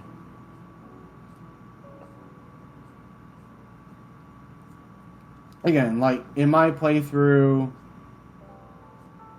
I just stuck with the regular lineup. Mm-hmm. It worked out fine. Warrior, black mage, white mage, and thief. Yeah. I guess if I had to sub out any of them, I might have just subbed out Thief. for Red Mage, but even then, it worked out fine. Huh.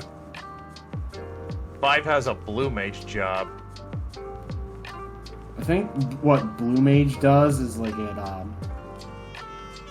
it basically it can copy a spell that it's seen before, if I remember right. There's also Summoner. That one's pretty self-explanatory.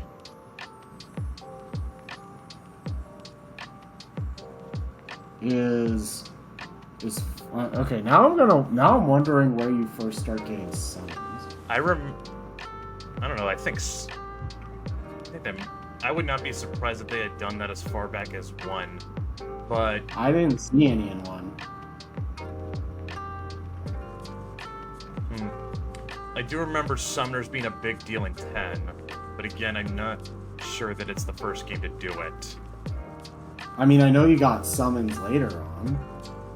Although I don't know if they're in 2 yet. I haven't gotten that far, but I don't think they're in 2. Yeah, but like 10 is the first one I can think of that had like a dedicated Summoner class. But I'm also 90% sure it's not the first game to do it either. Yeah, I mean,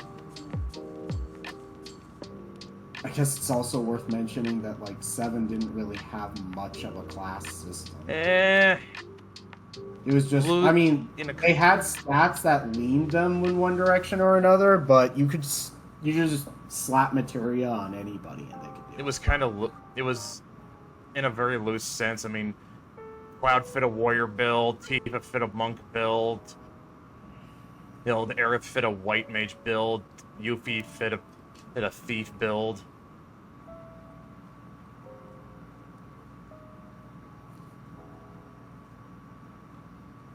Here you go, the real Final Fantasy. Oh my god. Having a loving wife. Oh no! I will give Dylan credit for subverting expectations. Yep, fair enough. Fair enough.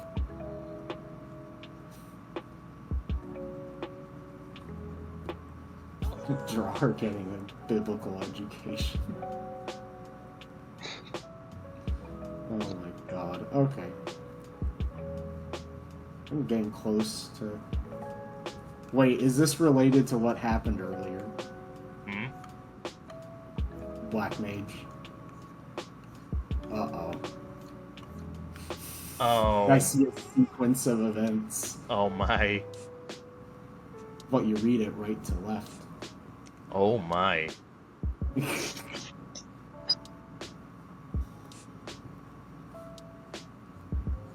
We actually told a story in one of these doodles. Uh-oh. Oh shit! Oh, you just noticed? Oh my god, I didn't even think of that.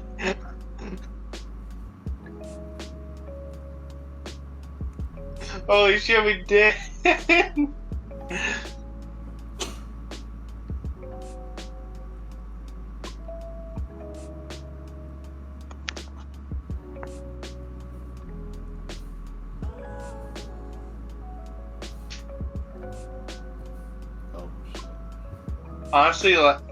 Honestly, like the best kind of like fictional fantasy is like actually just being a father and a husband and shit. It's just because like you don't get that shit in real life. Most people nowadays don't. Womp. Womp, womp, womp, womp, womp, Like womp, shit, I want that. God, my sister's about to get married in a couple months. My stepsister's already got 2 kids.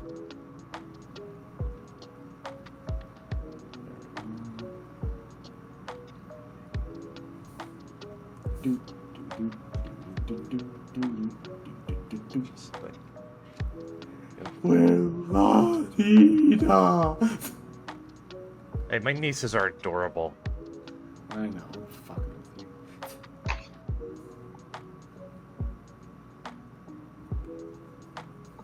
There we go.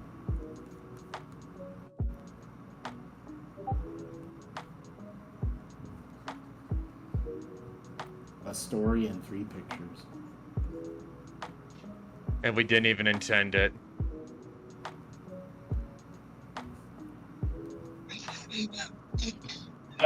My new favorite ship. Let's go. Black mage and white mage. Hell yeah, let's go. Does that result in a... Does that... No, wait. That would just result in a red mage. I was about to ask if it was... Because red mage is supposed to have spells from both. There's no gray mage in Final Fantasy. Okay, the black mage is also like really short. So that kind of play into like a lot of people's like fantasies of like height difference. You know what I mean? Like the tall mommy kind of. Yeah, but the white mage is very motherly, not very maternal. Well, okay. Oh, okay, that works too.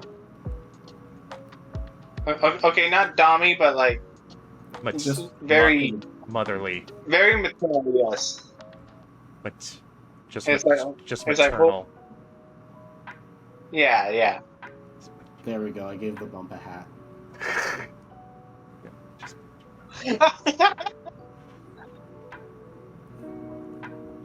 That's amazing. Thank you. There we go. I know he has it. I that's the most I remember about Red Mage. He has a fancy hat. Oh, I forgot her cross.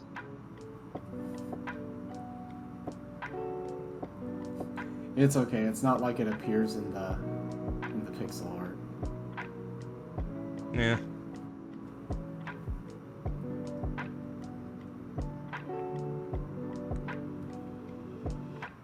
Okay, which one of you is gonna be brave enough to try and attempt Kefka?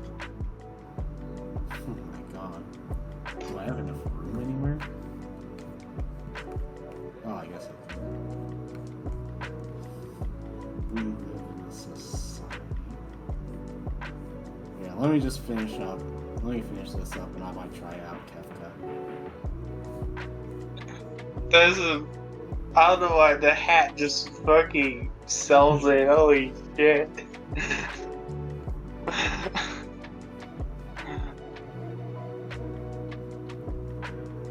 Ugh.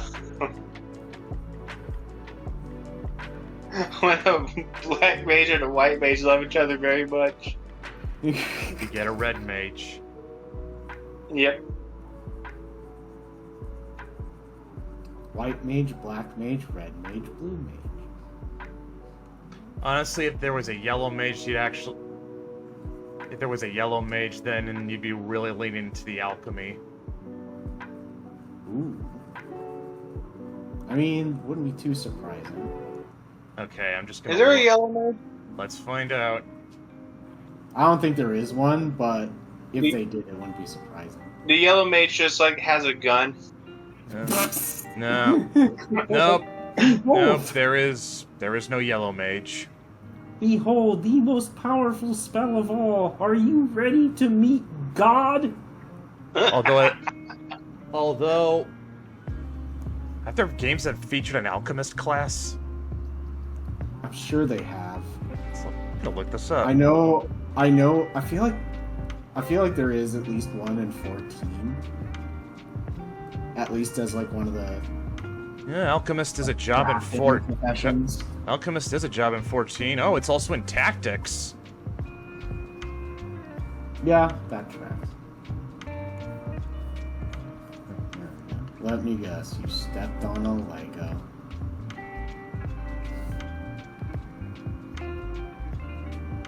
That could be how the white mage and the black mage met. It just blossomed from there. It's like I stepped on a. My head, I tripped and I fell on my elbow. I need you to kiss it better. my head canon is that's Vivi. Huh. I mean, have you seen Final Fantasy IX? Vivi's a bit of a klutz. Oh shit. Yeah.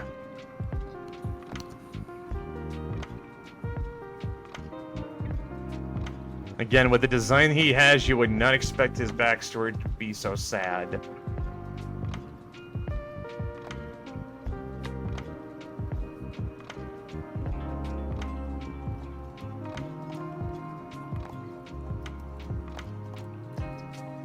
Now you got me actually wanting to like draw the white mage. Like after this, Oh. I'm getting ideas.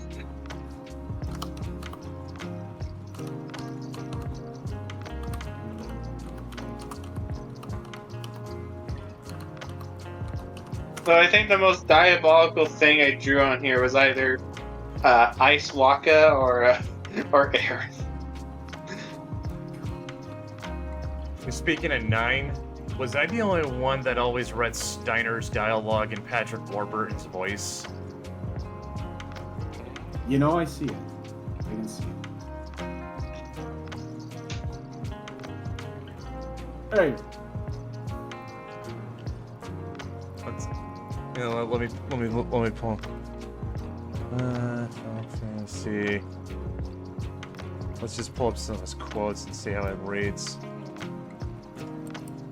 Chivalry requires a knight to look after his comrade in arms. I will not abandon you.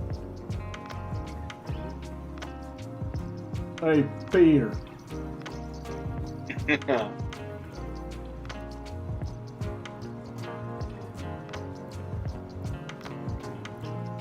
Yes, Steiner's a bro.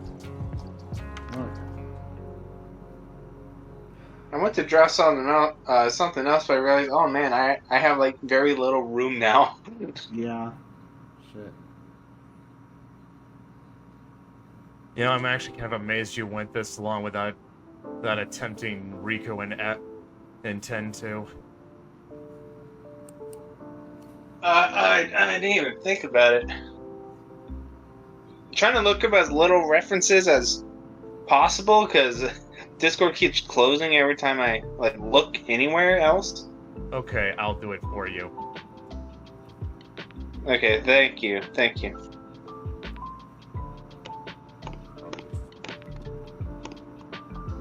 Yeah, that's like, wow, that's one hell of a redesign. Let me see. I've got. For what? I'll give me a minute. I'll let. You said I'll just post it for you, Dylan. Okay, there we go. Yeah. Yeah, that's Riku with 2 Ks. What do we do with one more?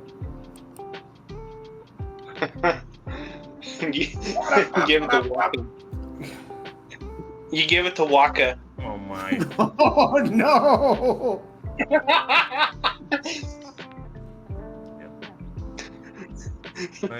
He will appreciate it. Like, would you, like, show of hands, would you have gone from how Riku looked in 10 to that?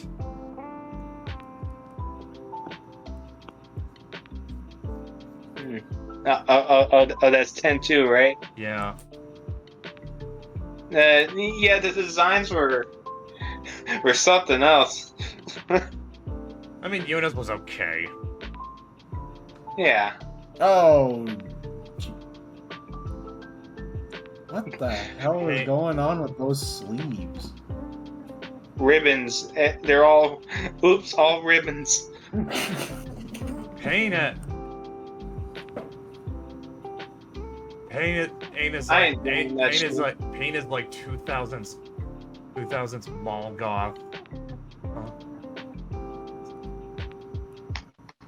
Discount Lulu. Actually, I ain't drawn. very I ain't much. drawn. Say what? Oh shit. Hold on. It kicked me out while I was trying to draw. Oh shoot. This app is, or at least the app version is like very unstable. Yeah. Oh, you're doing Alright. You're doing Seymour?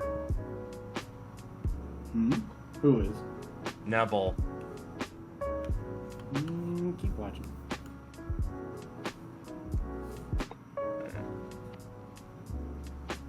Hold on, let me try. Yeah, I'll try my best, Riku.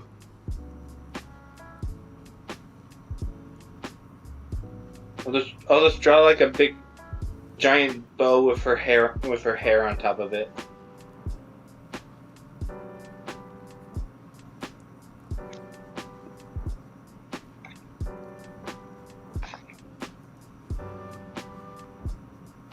Oh yeah, that. You said Lulu. I remember that was like the kind of vaguely looking goth lady in 10. Vaguely? I kind of feel like she goes all the way.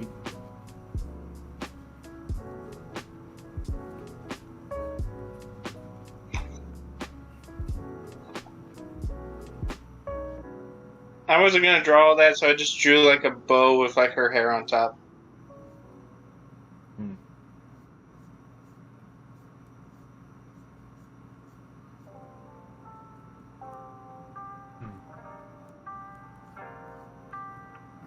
Not remember. Okay, I do not remember Kafka having hair that long, so I don't.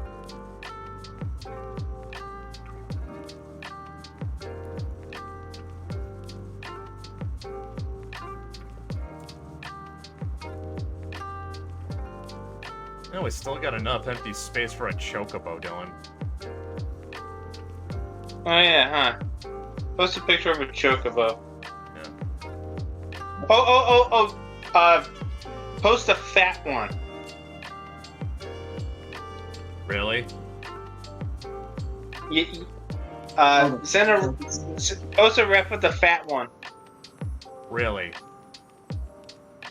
Just do it.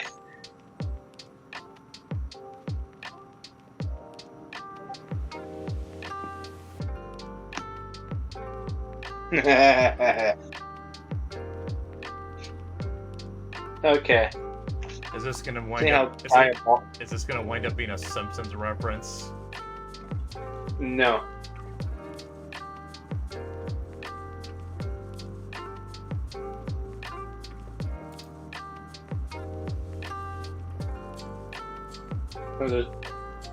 You'll see. Hold on.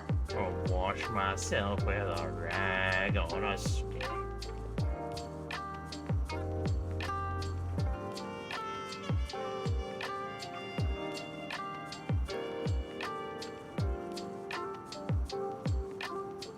Okay.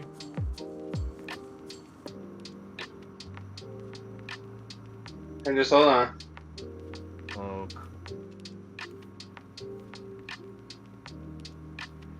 I'm holding on.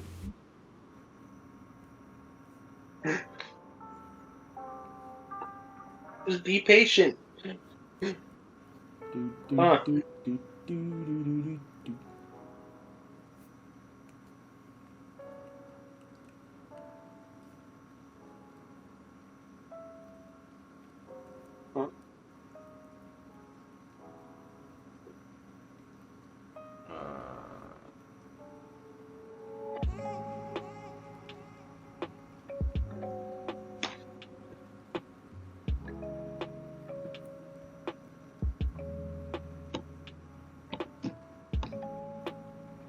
You were really leaning into making Kefka look like the Joker here. Listen, just look up reference. That's what he ends up looking like.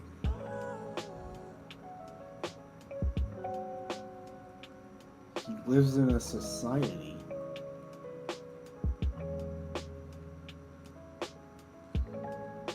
All it takes to reduce the sanest man alive is one bad day.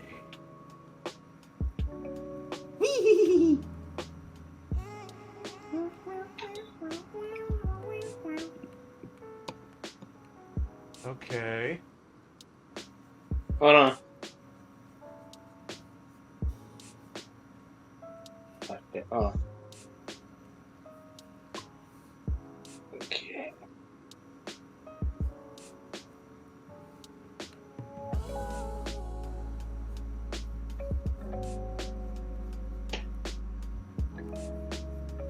Why does he have the Discord logo on his shirt?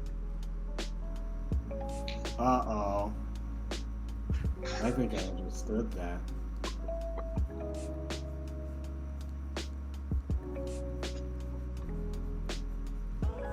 Do I want to know? What do you mean? Chocobo, it's Chocobo Discord mod. What's there to know? Hold on, it kicked me out again. God damn it.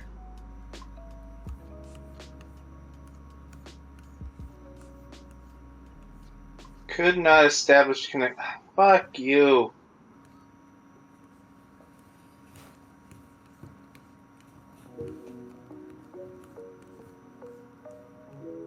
Well, I guess I'm done. Damn it. Oh, I was gonna add really cursed text too. oh boy. Is it I was about gonna his say speaking? something. I was gonna say something like,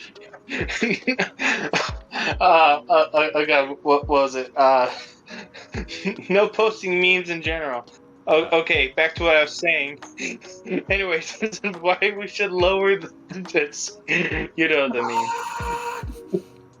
You know, it also would have worked with a Reddit logo. True.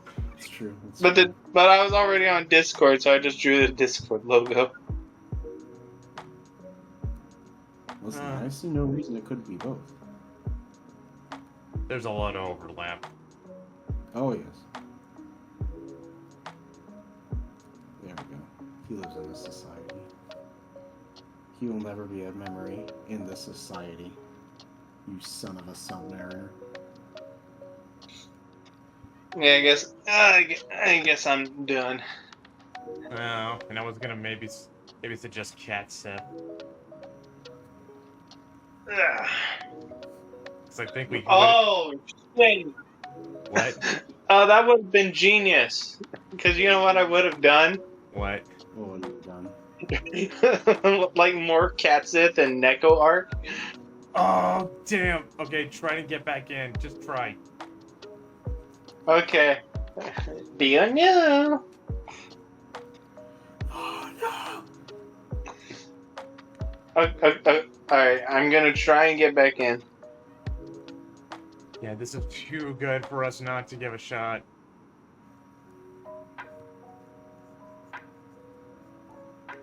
On.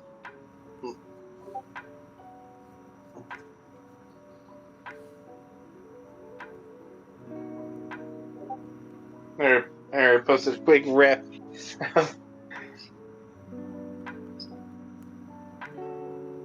Alright, let's try this again. It's Sephiroth combined with Kefka. Yes.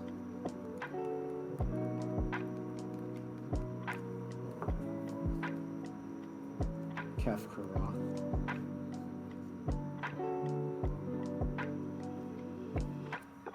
Okay, I'll draw a quick. Huh.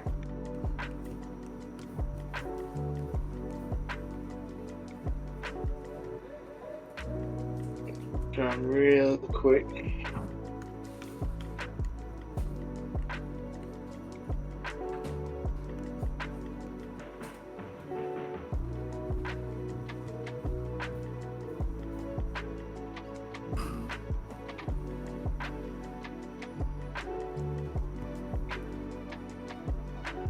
Craziest part, I've never played Tsukihime, but I fucking love Neko arc.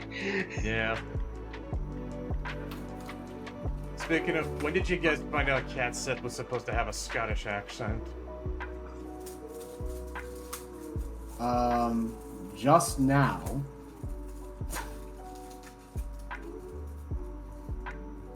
That never occurred to me. Nothing about his dialogue sort of gave it away.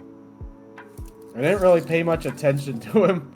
I just kind of mashed the whatever button it was on the PlayStation to get through it. I used a fucking emulator.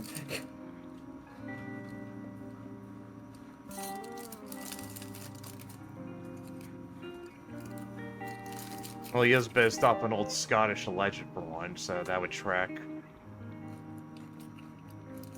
It's a fairy cat that may or may not steal souls of the dead.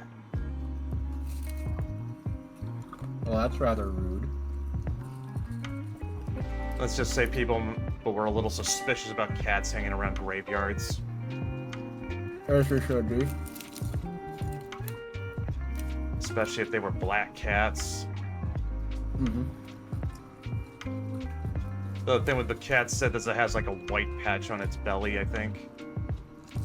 Yeah.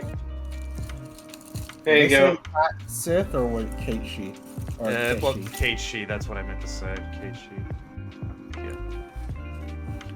Because it's Gaelic and Gaelic doesn't make sense. Yeah, right. Wires in my head got crossed. Yeah, Kate She is black except for a white patch on its belly.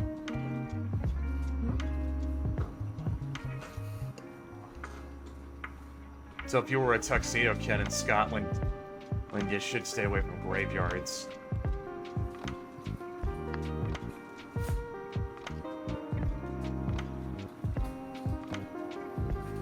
Hear that, tuxedo cats?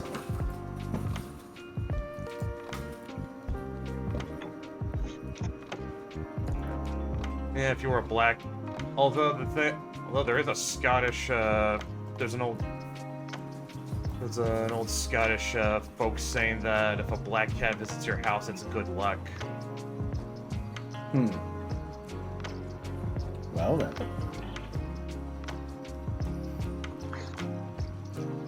Baremye. Well. Bearing you. Is that what, her catchphrase or something? Yeah, just... You'll know it when you hear it. I think I've seen in clips of the cold opens featuring the Neko family in that one anime they're in. But I think I forgot that she said Baremyu. Honestly, most I know about Neko arc is from that one meme video where she's singing 1,000 miles and driving in a car with the guy from Call of Duty Ghosts.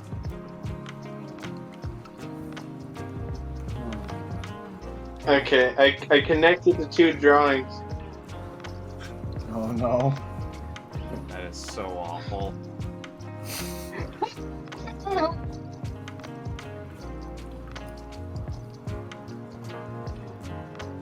So I'd say, like, as far as representation goes, this is pretty 7 heavy.